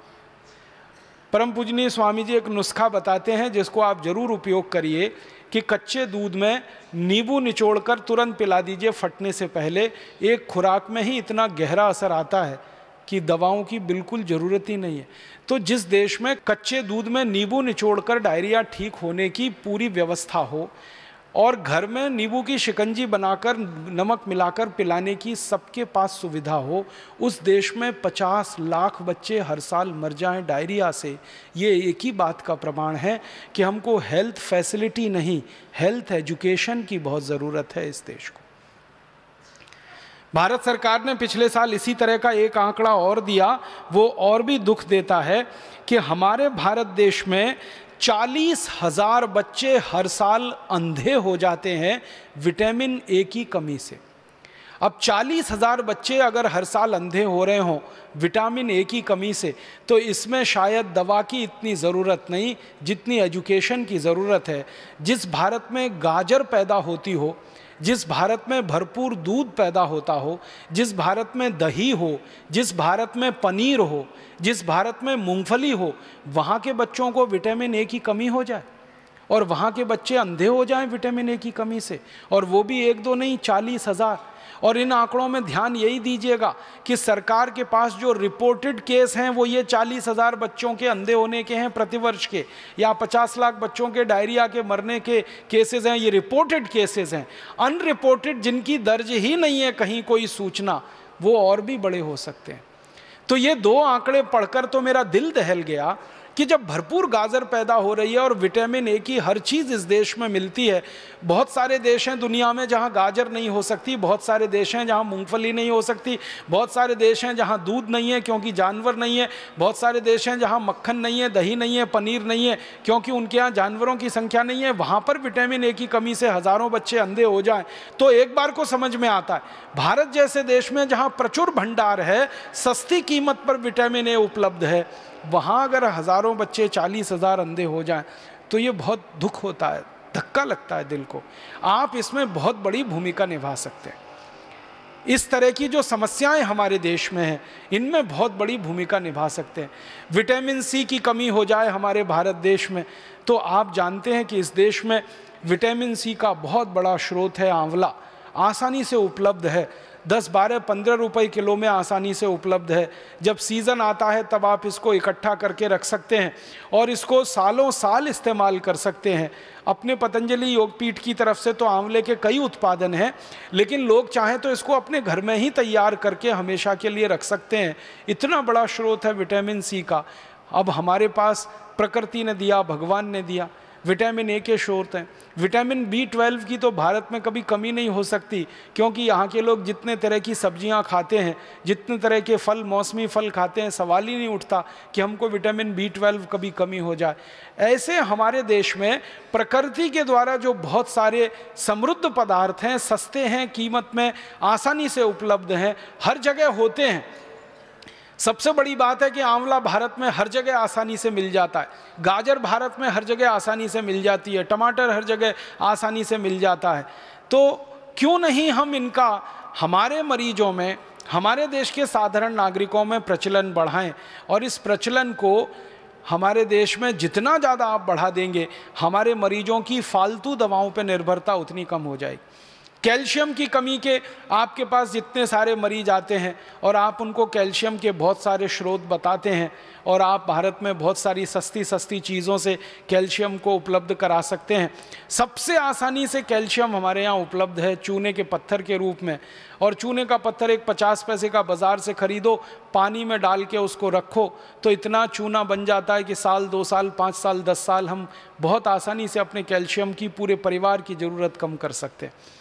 आप भारत के लोगों को एक छोटी सी बात कहिए, विनम्रता से मैं आपसे कहना चाहता हूँ कि लोगों से कहिए कि कैल्शियम की कमी पूरी करनी है तो सेंडोज की गोलियाँ ले आते हैं। कैल्शियम सेंडोज की सैकड़ों रुपए की गोलियाँ आती हैं। बेचारा गरीब आदमी तो सोच के ही परेशान हो जाता है, फिर उसका खर्चा बहुत बढ़ जाता है। माताओं को अक्सर गर्भावस्था के समय में कैल्शियम की गोलियाँ आप सब बताते हैं, तो उनको इतना ही कह दीजिए कि चूना खाओ, और लोगों से कहिए चूना लगाओ मत किसी को, चूना खाओ। चूना लगाने के लिए नहीं है, खाने के लिए है। ये चूना लगाने की जो आदत आ गई है हम में, अंग्रेज़ों से सीख कर हमने चूना लगाना सीख लिया सबको। पहले कोई इस देश में किसी को चूना नहीं लगाता था, अंग्रेज़ों के आने के बाद हमने चूना लगाना सीख लिया। तो लोगों से कहिए चूना लगाओ मत, चूना खाओ। ये चूना खाने के लिए है। हाँ, बस इतना ही विनम्रता से कहिएगा कि तंबाकू के साथ मत खाओ। उसको खाना है तो दही में डाल के खाओ, उसको खाना है तो दाल में डाल के खाओ, उसको पीना है तो पानी में डाल के पियो। मामूली सी मात्रा जीरे के दाने के बराबर, गेहूं के दाने के बराबर दही में, नहीं तो दाल में, नहीं तो सब्जी में, नहीं तो पानी में आसानी से खाया जा सकता है। और बहुत बड़ा कैल्शियम का स्रोत है। भगवान ने इतना बड़ा कैल्शियम का स्रोत इस देश को दिया है, शायद ही किसी देश में होगा। वो चूने का पत्थर ही है जिससे हम सीमेंट बना रहे हैं, वो चूने का पत्थर ही है जो 20 तरह के उद्योग में जा रहा है। वो ही चूना हमारे मरीजों के कैल्शियम की पूर्ति में बहुत बड़ी भूमिका निभा सकता है। तो ये साधारण सी बातें आम आदमी के दिल दिमाग में बहुत जल्दी बैठ जाती हैं, लेकिन आप कहेंगे तो ज़्यादा अच्छे से। कोई दूसरा कहेगा ना तो कुतर्क करेगा, तुम क्या डॉक्टर हो, तुमको क्या मालूम है। लेकिन जब कोई डॉक्टर उसको कह रहा है तो बहुत गहराई से, एक तो परंपरा से आई हुई है बात, चूना उसके दादाजी खाते थे, दादाजी के दादाजी खाते थे, वो भी खाते थे, देखा है उसने। फिर आपने और जोड़ दिया उसमें कि ये कैल्शियम का सबसे बड़ा भंडार है, तो बात तो पक्की बैठ जाएगी उसके मन में।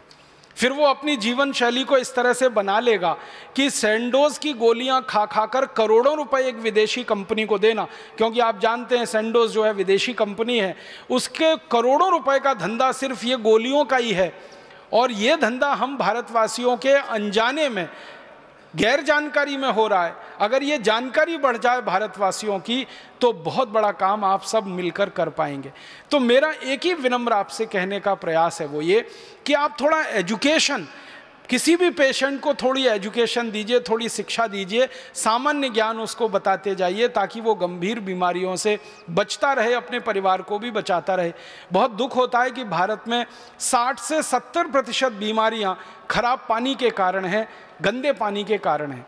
अब मरीजों को और हमारे देश के सभी साधारण नागरिकों को ये बताया जा सकता है कि भाई पानी को ठीक करके पियो, उबाल करके पियो, छान करके पियो, इसकी गंदगी से आप इतनी बीमारियों से परेशान हो। डायरिया तो आप जानते हैं कि खराब पानी से ही होता है, हैजा तो आप जानते हैं खराब पानी का ही दुष्परिणाम है, आप तो जानते हैं लीवर की कई सारी बीमारियां बहुत सारे गंदे पानी के कारण, खराब पानी के कारण है। तो ये साधारण सी बातें हमारे मरीजों को ध्यान में आप लाते रहें और उनको थोड़ा एजुकेट करते रहें, शिक्षित करते रहें, तो बहुत बड़ा काम आप सब कर सकते हैं। मैं एक विषय पर और आपका ध्यान आकर्षित करूंगा, और भी गंभीर एक विषय है जो मुझे आपसे कहना है, और वो गंभीर विषय ये है कि हमारे देश की सरकार ने पिछले कुछ वर्षों से एक कानून में संशोधन किया है, और उस संशोधन के कारण हमारे देश में एक बहुत बड़ा खतरा पैदा हो गया। हमारे देश में एक कानून चलता रहा, इंडियन पेटेंट एक्ट। 1970 में मैं आपसे बता रहा था, श्रीमती इंदिरा गांधी ने एक बहुत अच्छा काम किया था इस देश में, एक कानून बनाया था इंडियन पेटेंट एक्ट। उस कानून में कुछ ऐसी धाराएं रखी गई थीं कि जैसे पेटेंट की जो व्यवस्था है, पेटेंट आप जानते हैं कानूनी अधिकार है किसी भी व्यक्ति का या कंपनी का किसी एक दवा के ऊपर, विशेष दवा के ऊपर। तो पेटेंट का कानून श्रीमती गांधी ने 1970 में बनाया। उसमें व्यवस्था ये की गई कि कोई भी दवा कंपनी भारत में अगर पेटेंट के लिए एप्लीकेशन फाइल करेगी या पेटेंट मांगेगी तो किसी भी दवा को प्रोडक्ट के रूप में पेटेंट नहीं दिया जाएगा, सिर्फ उस दवा के प्रोसेस पर पेटेंट दिया जाएगा। मान लीजिए कोई एक दवा है, XYZ उसका नाम है, उसको बनाने की कोई प्रक्रिया है, उस प्रक्रिया को पेटेंट किया जाएगा, ना कि उस दवा को पेटेंट किया जाएगा। ये श्रीमती गांधी ने कानून बनवाया था संसद में। बहुत बहस हुई थी इस कानून पर, लेकिन संसद ने इसको पास किया था। इस कानून में और एक धारा जोड़ी गई थी कि जिस व्यक्ति को या कंपनी को पेटेंट दिया जाएगा वो प्रोसेस का होगा, प्रक्रिया का होगा, और अधिकतम 5 से 7 वर्ष का होगा। 7 वर्ष के बाद वो पेटेंट अपने आप खत्म हो जाएगा और फिर उस प्रक्रिया में किसी को भी बनाने का अधिकार होगा। फिर उसमें एक तीसरी व्यवस्था ये की गई थी कि जिस व्यक्ति ने या कंपनी ने पेटेंट लिया, वो कंपनी अगर पेटेंट लेने के 2 साल के अंदर अपनी दवा का उत्पादन नहीं करेगी तो उसका पेटेंट रद्द कर दिया जाएगा, किसी दूसरे को दे दिया जाएगा। फिर उसमें एक चौथी व्यवस्था थी, वो ये कि जब भी किसी कंपनी या व्यक्ति को पेटेंट मिलेगा किसी भी एक दवा पर, उस दवा को वो बाहर से आयात करके नहीं ला सकेंगे, उसका भारत देश में ही उत्पादन करना पड़ेगा, नहीं तो पेटेंट उनका खत्म कर दिया जाएगा। फिर उसमें और एक व्यवस्था की गई थी जो बहुत बढ़िया रही इस देश में, कि भारत में 2 तरह की चीजें हैं, दुनिया में हैं। एक होती है डिस्कवरी, एक होता है इन्वेंशन। तो जो डिस्कवरीज हैं उनको कभी पेटेंट नहीं दिया जाएगा और इन्वेंशंस को पेटेंट दिए जाएंगे। तो डिस्कवरीज को पेटेंटेबिलिटी के बाहर रखा गया और इन्वेंशंस जो हैं, आविष्कार, उनको ही पेटेंट प्रदान किए जाएंगे। ऐसा करके एक बहुत बढ़िया कानून बना था 1970 में। आपके मन में एक सवाल आएगा कि 1970 में ये कानून बना था, इसके पहले क्या था? 1970 से पहले भारत में अंग्रेजों का बनाया हुआ पेटेंट कानून चल रहा था। अंग्रेजों ने भारत में शासन किया था, राज किया था, तो उन्होंने भारत में एक पेटेंट का कानून बनाया था। सबसे पहले 1856 में बनाया था, उसका नाम था Indian patent and design act 1856 में। उस कानून को अंग्रेजों ने 1911 में आकर थोड़ा संशोधित किया था और फिर दोबारा से बनाया था। उस कानून के आधार पर भारत में 1970 तक सारी व्यवस्थाएं चल रही थी। 1970 में श्रीमती गांधी ने यह कहा कि ये कानून अंग्रेजों के ज़माने का बनाया हुआ, हमको बदल करना चाहिए था 1947 में ही, लेकिन हम नहीं कर पाए, लिहाजा अब हम इस कानून को बदलेंगे। श्रीमती इंदिरा गांधी जब प्रधानमंत्री बनी थी इस देश में 1967 में, तो उन्होंने संसद में सबसे पहला ऐलान किया था कि मेरी प्राथमिकता में कुछ ऐसे काम हैं जिनको मैं करना चाहूँगी। उसमें से एक काम है कि अंग्रेजों के ज़माने के बनाए गए कुछ कानून को मैं रद्द करना चाहती हूँ। उसमें से सबसे पहला कानून इंडियन पेटेंट एक्ट 1911 वाला। तो 1911 के पेटेंट एक्ट को श्रीमती गांधी ने ख़त्म किया था, क्योंकि 1911 के पेटेंट एक्ट में प्रोडक्ट के पेटेंट की व्यवस्था थी, प्रोसेस के भी पेटेंट की व्यवस्था थी। दूसरा, 1911 के पेटेंट एक्ट में पेटेंट जो होता था वो कम से कम 20 साल के लिए होता था। माने किसी दवा पर किसी कंपनी को पेटेंट अगर मिल गया तो 1970 के पहले वो कंपनी 20 साल तक अकेली दवा बनाती थी उसको और बाजार में बेचती थी। मोनोपोली पूरी तरह से उस कंपनी की होती थी। 20 साल तक दूसरी कोई कंपनी उस दवा को नहीं बना सकती थी। 1911 के पेटेंट एक्ट में ये प्रावधान था कि अगर किसी ने भारत में पेटेंट ले लिया, फिर उस दवा को वो भारत में ना बनाए तो उसको मजबूर नहीं किया जा सकता, वो दवा को बाहर से भी इंपोर्ट करके ला सकते थे। माने सारे उल्टे प्रावधान थे 1911 के पेटेंट एक्ट में। श्रीमती गांधी ने वो सब रद्द कर दिए और एक भारतीय तरीके का, भारत की ज़रूरत का पेटेंट कानून बनाया। और इसी पेटेंट कानून के बदौलत भारत देश में दवाओं का और चिकित्सा क्षेत्र का इतना विकास हुआ जो आज हमारी आंखों के सामने है। अब एक गंभीर परिस्थिति आई है देश के सामने।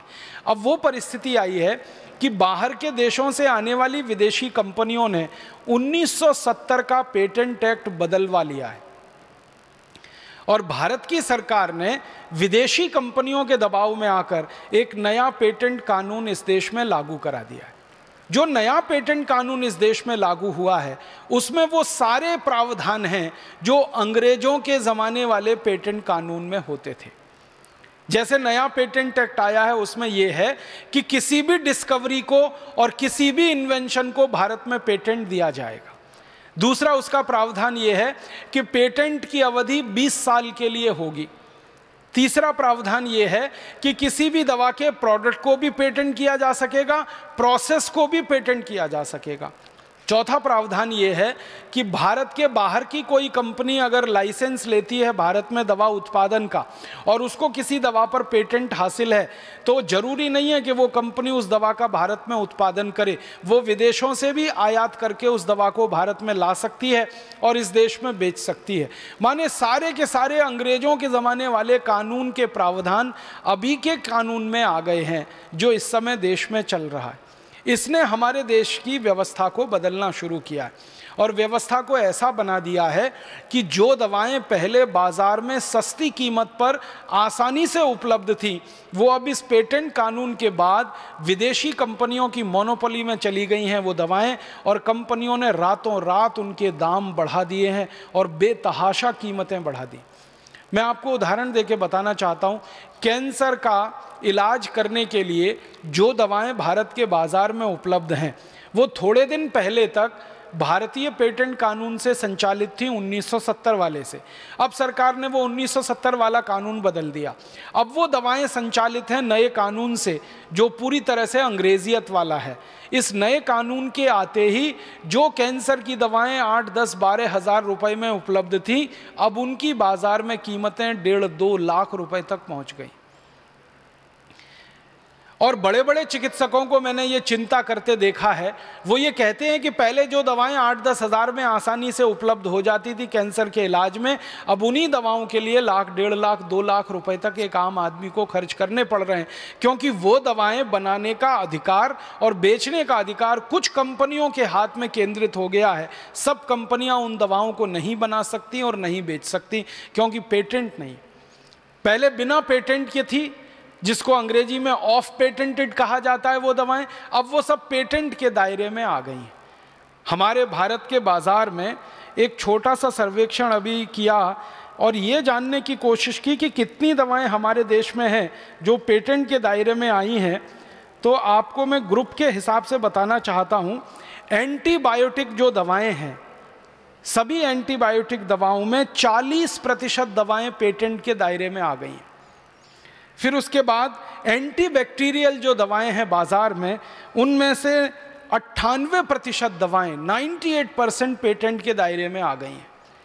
फिर उसके बाद जो एंटी फंगल दवाएं हैं वो लगभग 69% पेटेंट के दायरे में आ गई हैं।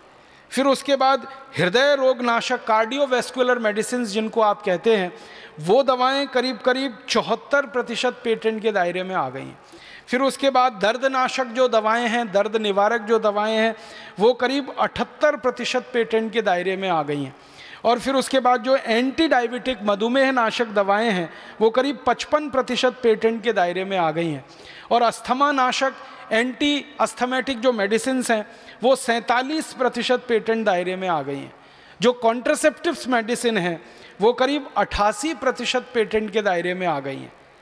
और जो एंटी अल्सर दवाएं हैं, अल्सर रोधी, वो करीब 65% पेटेंट दायरे में आ गई हैं। और जो ल्यूकेमिया के काम में, ल्यूकेमिया इलाज में ल्यूकेमिया रोधी दवाएं जो मानी जाती हैं वो 32% पेटेंट के दायरे में आ गई हैं। मतलब कुछ ही दवाएं हैं जो अब पेटेंट दायरे के बाहर हैं। एंटीबैक्टीरियल में तो सिर्फ 2% दवाएं हैं जो पेटेंट दायरे के बाहर हैं, और दूसरे ग्रुप्स में किसी में 20-25, किसी में 40% तक। इसका मतलब ये है कि जो दवाएं पेटेंट के दायरे में आ गई, अब उनके ऊपर एकाधिकार किसी कंपनी का हो गया। मैं एक छोटे से उदाहरण से आपको समझाता हूँ। मेरे हाथ में एक बॉल पेन है, अगर इस बॉल पेन के ऊपर मुझे पेटेंट मिल गया तो आप जान लीजिए इसको बनाकर बेचने का 20 साल तक अधिकार मेरे हाथ में रहेगा। कोई भी दूसरा इस बॉल पेन को ना बना सकेगा ना बेच सकेगा।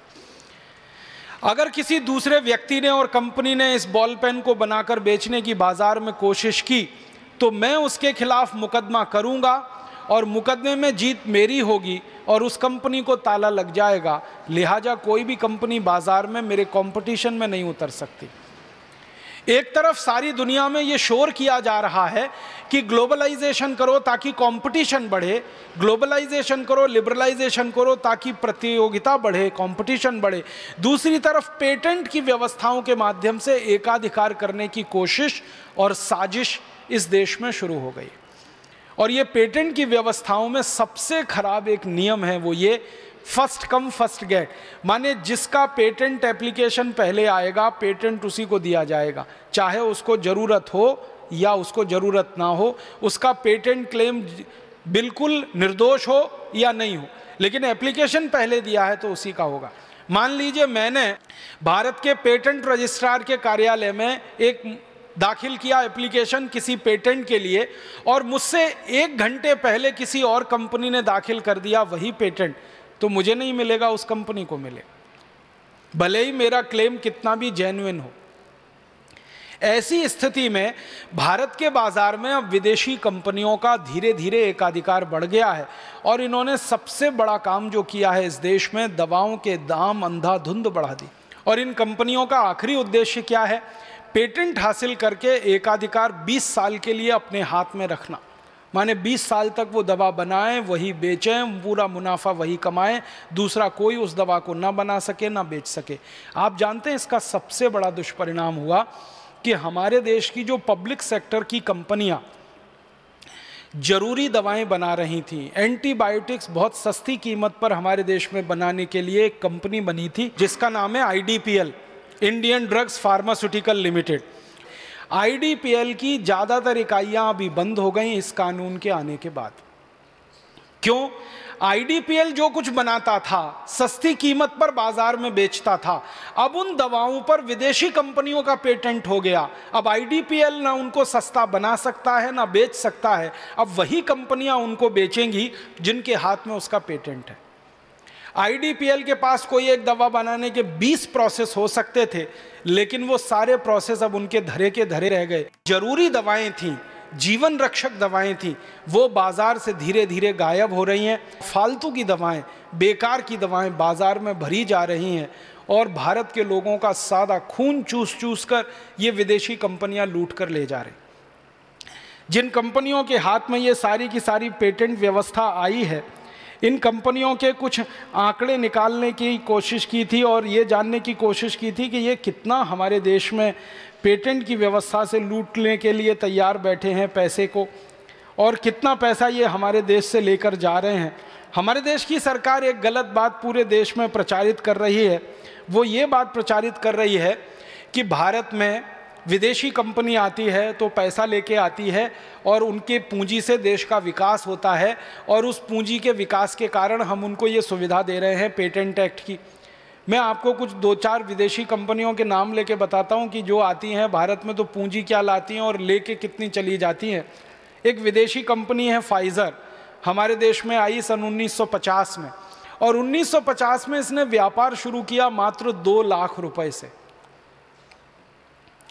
2 लाख रुपए की पूंजी निवेश करके फाइज़र ने भारत में व्यापार शुरू किया। आप इसको सोच भी नहीं सकते हैं कि फाइज़र जैसी इतनी बड़ी कंपनी, अमेरिका की, यूरोप की इतनी बड़ी कंपनी भारत में सिर्फ 2 लाख रुपए लेके आई। हाँ, इनका भारत के पूंजी बाजार में जब प्रवेश हुआ तो initial paid up capital Bharat में आने के समय जो उन्होंने रकम लाई बाहर से, अमेरिका से, वो 2 लाख रुपए की थी और 2 लाख रुपए से व्यापार शुरू किया 1950 में। और 1 साल में ही इन्होंने, सिर्फ 1 साल के व्यापार में भारत से जो पैसा अमेरिका ट्रांसफ़र कर दिया वो 585 लाख रुपए, एक ही साल। 585 लाख रुपए माने 5 करोड़ 85 लाख रुपए। 2 लाख रुपए लेके आए, 585 लाख रुपए पहले ही साल में कमा के ले गए। माने उनकी जो भारत में पूंजी लगी उस पर कितने 100% वो लूट कर ले गए, अंदाजा लगाइए। और आज इस पेटेंट व्यवस्था में सबसे बड़ा फायदा जो हो रहा है, माने जिस अमेरिकन कंपनी के लिए पेटेंट कानून बदला गया वो यही कंपनी है फाइजर। तो जब आने के पहले साल में हजारों % मुनाफा वो ले जाती है, तो आज तो उसकी भारत देश से ले जाई जाने वाली रकम सैकड़ों करोड़ रुपए में, 180 करोड़ का नेट प्रॉफिट वो दिखाते हैं पिछले साल के उनके बैलेंस शीट में। आए थे 2 लाख रुपए लेकर, अब 2009 के साल में, 2008-2009 के साल में नेट प्रॉफिट वो 180 करोड़ ले गए और पहले ही साल में 585 लाख रुपए ले गए। आप अंदाजा लगाइए, पूंजी वहां से वो लाते नहीं है, यहां से लूट कर ले जा रहे हैं। और इसीलिए वो भारत में आ रहे हैं, भारत में कोई धर्मादा खाता खोलने के लिए नहीं आ रहे। और एक कंपनी का बताता हूं, बायर नाम की एक कंपनी है, ये भारत में आई 1958 में, 4 लाख रुपए की इसकी पूंजी भारत में लगी और पहले ही साल में 232 लाख रुपए इसने कमा लिए बायर ने। फिर उसके बाद एक कंपनी है ग्लैक्सको, ये भारत में आई 1947 में और 36 लाख की पूंजी से इसने व्यापार शुरू किया और पहले ही साल में 394 लाख रुपए इसने लूट लिए इस देश में से, पहले ही साल, व्यापार के पहले ही वर्ष में। फिर एक साइनामिड नाम की कंपनी है, इसने भारत में 1947 में व्यापार शुरू किया 1,50,000 रुपए से और पहले साल में इसने 175 लाख रुपए ले लिए इस देश में से कमा के। फिर एक रिचर्डसन हिंदुस्तान करके कंपनी है, 1964 में शुरू हुई, आप हंसेंगे, 20,000 रुपए से इसने व्यापार शुरू किया रिचर्डसन हिंदुस्तान ने और पहले ही साल में इसने 50 लाख रुपए कमा लिए नेट प्रॉफिट के रूप में। सैंडोज ने 1947 में भारत में व्यापार शुरू किया मात्र 10 लाख रुपए से और पहले ही साल में सैंडोज ने 117 लाख रुपए कमा लिए। फिर उसके बाद सीबा गायगी ने 1947 में काम शुरू किया 3 लाख रुपए से और सीबा गायगी ने पहले ही साल में 196 लाख रुपए कमा लिए इस देश में से। तो विदेशों से आने वाली कंपनियां बहुत थोड़ी सी पूंजी लेकर आती हैं और उससे कई गुना ज़्यादा पूंजी पहले ही साल में ले जाती हैं। तो पूंजी बाहर से भारत में आती नहीं है, भारत की पूंजी बाहर जाती है। और अब ये जो नया पेटेंट कानून आ गया, इसके बाद तो ये लूट और ज़्यादा होने वाली है, क्योंकि पुराने पेटेंट कानून में तो इन कंपनियों के ऊपर थोड़ा नियंत्रण रहता था, नए पेटेंट कानून का तो वो सारा नियंत्रण ही खत्म हो गया। आपके मन में एक प्रश्न आएगा, वो ये कि पेटेंट की व्यवस्था तो नई दवाओं पर होती है। हाँ, सैद्धांतिक रूप से तो ये बात सही है, नई दवाओं पर होती है, लेकिन जिन दवाओं पर इन कंपनियों को पेटेंट मिल जाता है वो दवाएं नई हों हमेशा ये जरूरी नहीं होती हैं। पुरानी दवाओं में थोड़ा परिवर्तन करके उनको नया बना लिया जाता है, थोड़ा सा परिवर्तन करते हैं, मामूली सा परिवर्तन करते हैं और वो नई दवा के रूप में रजिस्टर हो जाती है। तो अब तक उन्होंने लूटा पुरानी दवा बेचकर, अब उसी में थोड़ा मामूली परिवर्तन करके उसको नया बना दिया। दवा मूल रूप से वही पुरानी है, अब पेटेंट व्यवस्था में लाके उसको और 20 साल मोनोपोली लेके लूटेंगे बाजार को। तो ये एकाधिकार का मामला बड़ा खतरनाक है और भारत सरकार ने ये पेटेंट कानून लागू कर दिया। और इस पेटेंट कानून के बाद देश में धड़ल्ले से विदेशी कंपनियों के मुनाफे बढ़ रहे हैं। एक छोटा सा अभ्यास करने की कोशिश की हमने कि पेटेंट कानून बदलने के पहले और पेटेंट कानून बदलने के बाद कंपनियों के मुनाफे में कितना अंतर आया है। तो आप हैरान हो जाएंगे, जब तक 1970 का पेटेंट कानून इस देश में लागू था, कंपनियों के मुनाफे में 1,000% और कहीं कहीं तो 20-20 हज़ार % का मुनाफा बढ़ गया पेटेंट कानून लागू होने के बाद, क्योंकि दवाओं की कीमतें बढ़ गई। पेटेंट के कानून लागू होने के पहले वो दवा बाजार में 10, 12, 15 रुपए में उपलब्ध थी, पेटेंट कानून लागू होते ही वो दवा 650 रुपए में हो गई। 10 टैबलेट की स्ट्रिप कोई एक पर्टिकुलर मेडिसिन की पेटेंट कानून के पहले 25, 22, 23 रुपए में बाजार में थी, वही 10 टैबलेट की स्ट्रिप अब बाजार में 740 रुपए की हो गई। ऐसी 85 दवाएं हैं जिनका हमने बाजार से सर्वेक्षण करके निकाला कि पेटेंट के पहले 10, 12, 15, 20 रुपए में 10 टैबलेट मिल रही हैं, पेटेंट कानून बदलते ही 750, 800, 1100, 1200, 1500 रुपए में 10 टैबलेट हो गई। इतनी महंगाई बढ़ गई दवाओं के क्षेत्र में, और ये महंगाई आप सभी डॉक्टर महसूस करते होंगे पिछले 8-10 वर्षों में सबसे ज़्यादा बढ़ी है, क्योंकि पिछले 8-10 वर्ष पहले ही ये पेटेंट कानून बदला गया। 1995 में सरकार ने ये पेटेंट कानून बदला और पूरी तरह से 2001 में इसमें पूरी ताकत से देश में लागू करा दिया। अब इस पेटेंट कानून में हमारे देश की स्थिति और हमारी कंपनियों की स्थिति कमज़ोर होती जा रही है, अमेरिका और यूरोप की कंपनियों की ताकत इसमें बढ़ती चली जा रही है। तो आप बोलेंगे इसमें क्या करना चाहिए? मुझे ऐसा लगता है कि आप सभी डॉक्टरों की मदद से इस देश में एक बड़ा अभियान चलाना चाहिए कि ये पेटेंट के दायरे में दवाओं के आने के बाद जो कीमतें बढ़ी हैं और विदेशी कंपनियों ने मुनाफाखोरी शुरू की है, जो लूटखोरी शुरू की है, उसके ऊपर नियंत्रण भी आप सभी लोग लगा सकते हैं। कुछ चुनी हुई कंपनियां हैं जिनके लिए ये सारा खेल हो रहा है, जैसे फाइजर है, जैसे एली लिली है, जैसे ग्लैक्सोस्मिथक्लाइन बीचम है, जैसे सेंडोज है, जैसे वुरो वेलकम है। ऐसी चुनी हुई दुनिया की 50 कंपनियां हैं जो इस समय भारत में हैं, उनके लिए ये सारा पेटेंट कानून बदला गया और उन्होंने जबरदस्त लॉबिंग करके सरकार के अधिकारी और नेताओं के स्तर पर घूसखोरी फैलाकर इस कानून को अपने पक्ष में करवा लिया। आम आदमी को पता ही नहीं चला कि पिछले 8-10 वर्षों में दवाओं की जो कीमतें अंधाधुंध बढ़ी हैं वो किसी कानून के बदलने से बढ़ी हैं, ना कि बाजार में रॉ मटेरियल की कीमत बढ़ने से। हमको कई बार ऐसा लगता है, कई हमारे डॉक्टर मित्र हैं वो कहते हैं कि शायद 8-10 वर्षों में जो मूल दवाएं हैं, जो रॉ मटेरियल है, जो केमिकल्स हैं, उनकी कीमतें बढ़ी होंगी, इसलिए दवाओं की कीमतें बढ़ी हैं। आपको हैरानी होगी जानकर कि कई मूल दवाओं की कीमतें पिछले 10 साल में घटी हैं, बिल्कुल घटी है। मैं बताता हूँ, एक दवा है, एक खास तरह की दवा, नाम नहीं ले रहा हूँ उसका, 24,000 रुपये किलो के आसपास थी 10 साल पहले। अब वो दवा 1,000-1,200 रुपये किलो के आसपास इस देश में बन रही है। इतनी कीमत उसकी कम हुई है। 36-37 हज़ार रुपये किलो की एक मूल दवा थी, आज वो 700-800 रुपये किलो में बन रही है। तो 8-10 वर्षों में मूल दवाओं की कीमतें, रसायनों की कीमतें घटी हैं, फिर भी बाजार में बिकने वाली जो ब्रांडेड मेडिसिन है उनकी कीमतें हज़ारों % बढ़ी हैं। उसका कारण है पेटेंट का कानून और किन्हीं कंपनियों की पूरे बाजार पे मोनोपोली और उनका एकाधिकार। आप इन कंपनियों की मोनोपोली को चुनौती दे सकते हैं और इनके एकाधिकार को तोड़ सकते हैं। आप बस थोड़े से जागरूक हो जाएं, थोड़े ज़्यादा संवेदनशील हो जाएं और थोड़ा सा देश के बारे में ज़्यादा सोचना आप शुरू करें, तो बहुत आसानी से इन कंपनियों के इस पूरे दुष्चक्र को आप तोड़ सकते हैं और इनको ज़मीन पे ला सकते हैं। बस आपको एक ही बात करनी है, और वो बात हमारी नहीं है, मेरी नहीं है, महात्मा गांधी की सिखाई हुई और बताई हुई है। महात्मा गांधी कहा करते थे कि जब गुलामी का पहाड़ बहुत बड़ा हो जाए तो बहिष्कार वो डायनामाइट है जो किसी भी गुलामी के पहाड़ को तोड़ सकता है। ये गांधी जी कहा करते। 1942 में उन्होंने भारत के लोगों को ये कहा था कि अंग्रेजों की गुलामी बहुत बढ़ गई है, अब इस अंग्रेजी गुलामी को तोड़ने का एक ही रास्ता है कि आप अंग्रेजों का और अंग्रेजी वस्तुओं का बहिष्कार करें, उसके बाद ये गुलामी टूट जाएगी। और भारत के लोगों ने किया और अंग्रेजों की गुलामी टूटी और 15 अगस्त 1947 को हम आज़ाद हो गए। महात्मा गांधी की यही बात मैं आपको याद दिलाना चाहता हूँ कि अभी ये विदेशी कंपनियों की गुलामी बहुत बढ़ गई है, दवा के क्षेत्र में उनकी लूटखोरी बढ़ गई है, उनका मुनाफाखोरी बहुत ज़्यादा बढ़ गया है।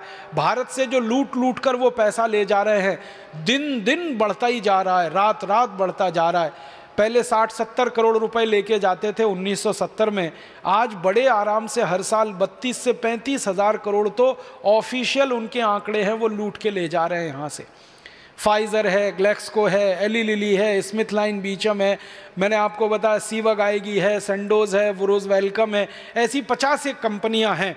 इनको आप भी अच्छे से जानते हैं क्योंकि आप प्रतिदिन चिकित्सा क्षेत्र में इन कंपनियों का नाम सुनते हैं। मेरी आपसे सिर्फ विनम्र प्रार्थना है कि इन कंपनियों ने सरकार को तो खरीद लिया, नेताओं को तो खरीद लिया, और हमारे विधायकों को, सांसदों को भी खरीद लिया और उनकी मनमर्जी का कानून पास करा लिया संसद में, और भारत की कोई विधानसभा इस कानून का विरोध ना करे, इसके लिए विधानसभाओं से पहले अनुमति उन्होंने ले ली। तो ये सब काम उन्होंने करके खेल अपना खेल लिया।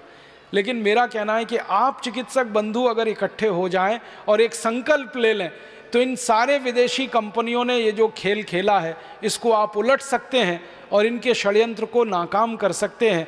बस आपको एक ही चीज़ का प्रयोग करना है, बहिष्कार, बहिष्कार और बहिष्कार। मैंने आपसे शुरू में एक निवेदन किया था, वो ये था कि आप गैर जरूरी दवाएं प्रिस्क्रिप्शन में ना लिखें, फालतू दवाएं ना लिखें, गैर जरूरी हेल्थ टॉनिक प्रिस्क्रिप्शन में ना लिखें, फालतू दवाओं के हेल्थ टॉनिक ना लिखें। इसके साथ साथ एक विशेष निवेदन मेरा ये है कि विदेशी कंपनियों की दवाएं आपके प्रिस्क्रिप्शन में बिल्कुल ना लिखें, क्योंकि हमने बाजार में ये पूरा सर्वेक्षण कर लिया है कि विदेशी कंपनियों की एक भी दवा ऐसी नहीं है जो भारत में बनती नहीं है जिसका स्वदेशी विकल्प नहीं। सभी विदेशी कंपनियों की दवाएं, कैंसर से लेकर और साधारण दवाएं, सर्दी खांसी जुकाम तक भारत के बाजार में उपलब्ध हैं। उनके स्वदेशी उत्पादक हैं और स्वदेशी विकल्प हैं। तो जब विदेशी कंपनियों की दवाओं के स्वदेशी विकल्प बाजार में हैं, तो आपको सिर्फ प्रिस्क्रिप्शन में वो डालना है और इतने से ही पूरे देश में एक नई चेतना का आरंभ हो जाएगा, एक नए युग का आरंभ हो जाएगा। तो आप सभी चिकित्सक बंधुओं से, बहनों से मेरी यही विनती है कि जब प्रिस्क्रिप्शन लिखें तो ध्यान रखें फाइजर कंपनी की कोई दवा आपके प्रिस्क्रिप्शन में ना आए, ग्लेक्सको की कोई दवा ना आए, स्मिथलाइन बीचम की ना आए, वरोज वेलकम की ना आए, सेंडोज की ना आए, जितनी बड़ी बड़ी विदेशी कंपनियां, एली लिली की ना आए। कि एली लिली आई है अमेरिका से और उनके पास जो पूंजी का आधार है वो रैनबैक्सी से हजारों गुना बड़ा है। एली लिली चाहे तो हिंदुस्तान की 20 बड़ी कंपनियों को खरीद सकती है, क्योंकि उनका पूंजी आधार बहुत बड़ा है। और वो पूंजी आधार बड़े होने का कारण क्या है? वो लोग बहुत अमीर हैं ऐसा नहीं है। उनके पूंजी आधार के बड़े होने का एकमात्र कारण है अपना दुर्भाग्य, और वो दुर्भाग्य ये है कि जब एली लिली भारत में $1 लेके आती है तो वो भारत में 50 रुपए हो जाता है। ये दुर्भाग्य है हमारा। कभी हम जब आज़ाद हुए थे 1947 में तो लगभग डॉलर और रुपया बराबर था, लेकिन आज़ादी के 63 सालों में रुपए का मूल्यन इतना हुआ है कि अब 50 रुपया $1 के बराबर है। तो एली लिली जब $1 का इन्वेस्टमेंट भारत में करती है तो सीधे 50 रुपये में वो बदल जाता है। और हमारे देश की किसी रैनबैक्सी के लिए वो $1 नहीं हो पाता है, वो 50 रुपये में डॉलर आता है। तो आप जरा इसका अंदाजा लगाइए कि एली लिली अपनी एक इकाई के खर्चे से भारत की किसी कंपनी की 50 इकाई खरीद सकती है, 50 यूनिट्स। सिर्फ एक यूनिट खर्च करके वो 50 यूनिट्स, 50 इकाई खरीद सकते हैं। ये उनके पूंजी के आधार के बड़े होने का कारण है। और जब तक ये आधार उनको उपलब्ध है $1 50 रुपए का, तब तक वो आकर भारत की किसी भी बड़ी से बड़ी कंपनी को सस्ते से सस्ते में खरीद लेंगे। अब आप चाहें तो भारत को इस बुरी अर्थव्यवस्था से बाहर निकाल सकते हैं, क्योंकि ये विदेशी कंपनियां तो लूट लूट के ले ही जाने वाली हैं। मैंने आपको बताया कि जब वो आई थी तो 2-4 लाख रुपए का इन्वेस्टमेंट और पहले ही साल में इतना गुना कमा के ले गई। अब तो और ज़्यादा लूट उनकी बढ़ गई है। अगर इनकी संख्या बढ़ती जाएगी और इनका मुनाफा बढ़ता जाएगा और इनका बाजार पर एकाधिकार बढ़ता जाएगा तो भारत के लिए तो अर्थव्यवस्था के स्तर पर खतरनाक है, मरीजों के लिए और भी ज़्यादा खतरनाक है। तो आप इसमें एक बड़ी मदद करिए। देश को इस समय आपकी बहुत ज़रूरत है। आपकी संवेदनशीलता, आपकी होशियारी, आपकी बुद्धिमत्ता देश के एक बड़े अर्थव्यवस्था के हिस्से को बचाने में काम आए, ये और भी बड़ी बात होगी। आप मरीजों को बचा रहे हैं, उनकी जान बचा रहे हैं, उनकी हैसियत के हिसाब से उनको इलाज देकर समाज में स्थापित करा रहे हैं। ये काम में तो आप लगे ही हुए हैं। राष्ट्र की अर्थव्यवस्था के एक बड़े हिस्से को भी बचाने में आप लग सकते हैं। मतलब मैं सीधा कह रहा हूँ, हर साल ये विदेशी कंपनियाँ दवा के क्षेत्र से जो लूट कर ले जा रही हैं, वो पैसे को आप बचा सकते हैं और वो पैसे का गुणात्मक रूप से देश के विकास में उपयोग करा सकते हैं। 35,000 करोड़ रुपए सालाना अगर आप इस देश को बचत के रूप में दे सकें तो ये बहुत बड़ी रकम है इस देश के लिए। कई राज्यों का बजट बन सकता है 35,000 करोड़ रुपए से। आप उसमें बड़ी भूमिका निभा दीजिए, और वो भूमिका सिर्फ इतनी सी है कि आपके क्लिनिक में, आपके ऑफिस में ये चुनी हुई 50 जो विदेशी कंपनियां हैं, इनके नाम लिस्ट करके रख लीजिए, और आप उनको ध्यान दीजिए कि जब भी प्रिस्क्रिप्शन पर आपका पेन चले तो ऐसी किसी मल्टीनेशनल का, किसी विदेशी कंपनी की दवा का नाम आप ना लिखें, उसके विकल्प में देशी, स्वदेशी, भारतीय दवाओं का नाम लिखें। आप बोलेंगे सारे विकल्प उपलब्ध हैं, हाँ सारे विकल्प उपलब्ध हैं, एक भी विकल्प में कहीं कमी नहीं है। हाँ ये जरूर हो सकता है कि आप और हम मिलकर एक सूची बनाएं। मेरे पास ये 50 कंपनियों के नाम हैं, आप जब चाहेंगे आपको ये भेजे जा सकते हैं। इनके बाज़ार में क्या क्या प्रोडक्ट हैं, किस किस ब्रांड नेम से ये दवाएं बेच रही हैं, वो भी आपको उपलब्ध कराया जा सकता है। और उनके विकल्प में उतने ही अच्छे भारत की स्वदेशी दवाओं के जो ब्रांड नेम हैं वो भी आपको उपलब्ध कराए जा सकते हैं। ये पूरी सूची बनाकर आपको भेजी जा सकती है। आपको सिर्फ उस पर आचरण करना है, अमल करना है, और इस देश के लिए एक आदर्श प्रस्तुत करना है। मैं आपसे विनम्रतापूर्वक इतना ही कहता हूं कि आप भारतीय हैं तो भारतीय वस्तुओं का उपयोग करें, ये हम बार बार कहते हैं, और भारतीय दवाओं का प्रिस्क्रिप्शन अपने स्लिप पर लिखें, ये मैं उसमें और जोड़ना चाहता हूं। ये कहकर मैं आप सबका धन्यवाद करता हूं, आपको बधाई देता हूं, और निवेदन करता हूं कि इस सुझाव पर, इस विचार पर अगर आगे आप गहराई से कोई काम करेंगे तो हम आप मिलकर बहुत बड़े अभियान को शुरू करेंगे। बहुत बहुत धन्यवाद, बहुत बहुत आभार।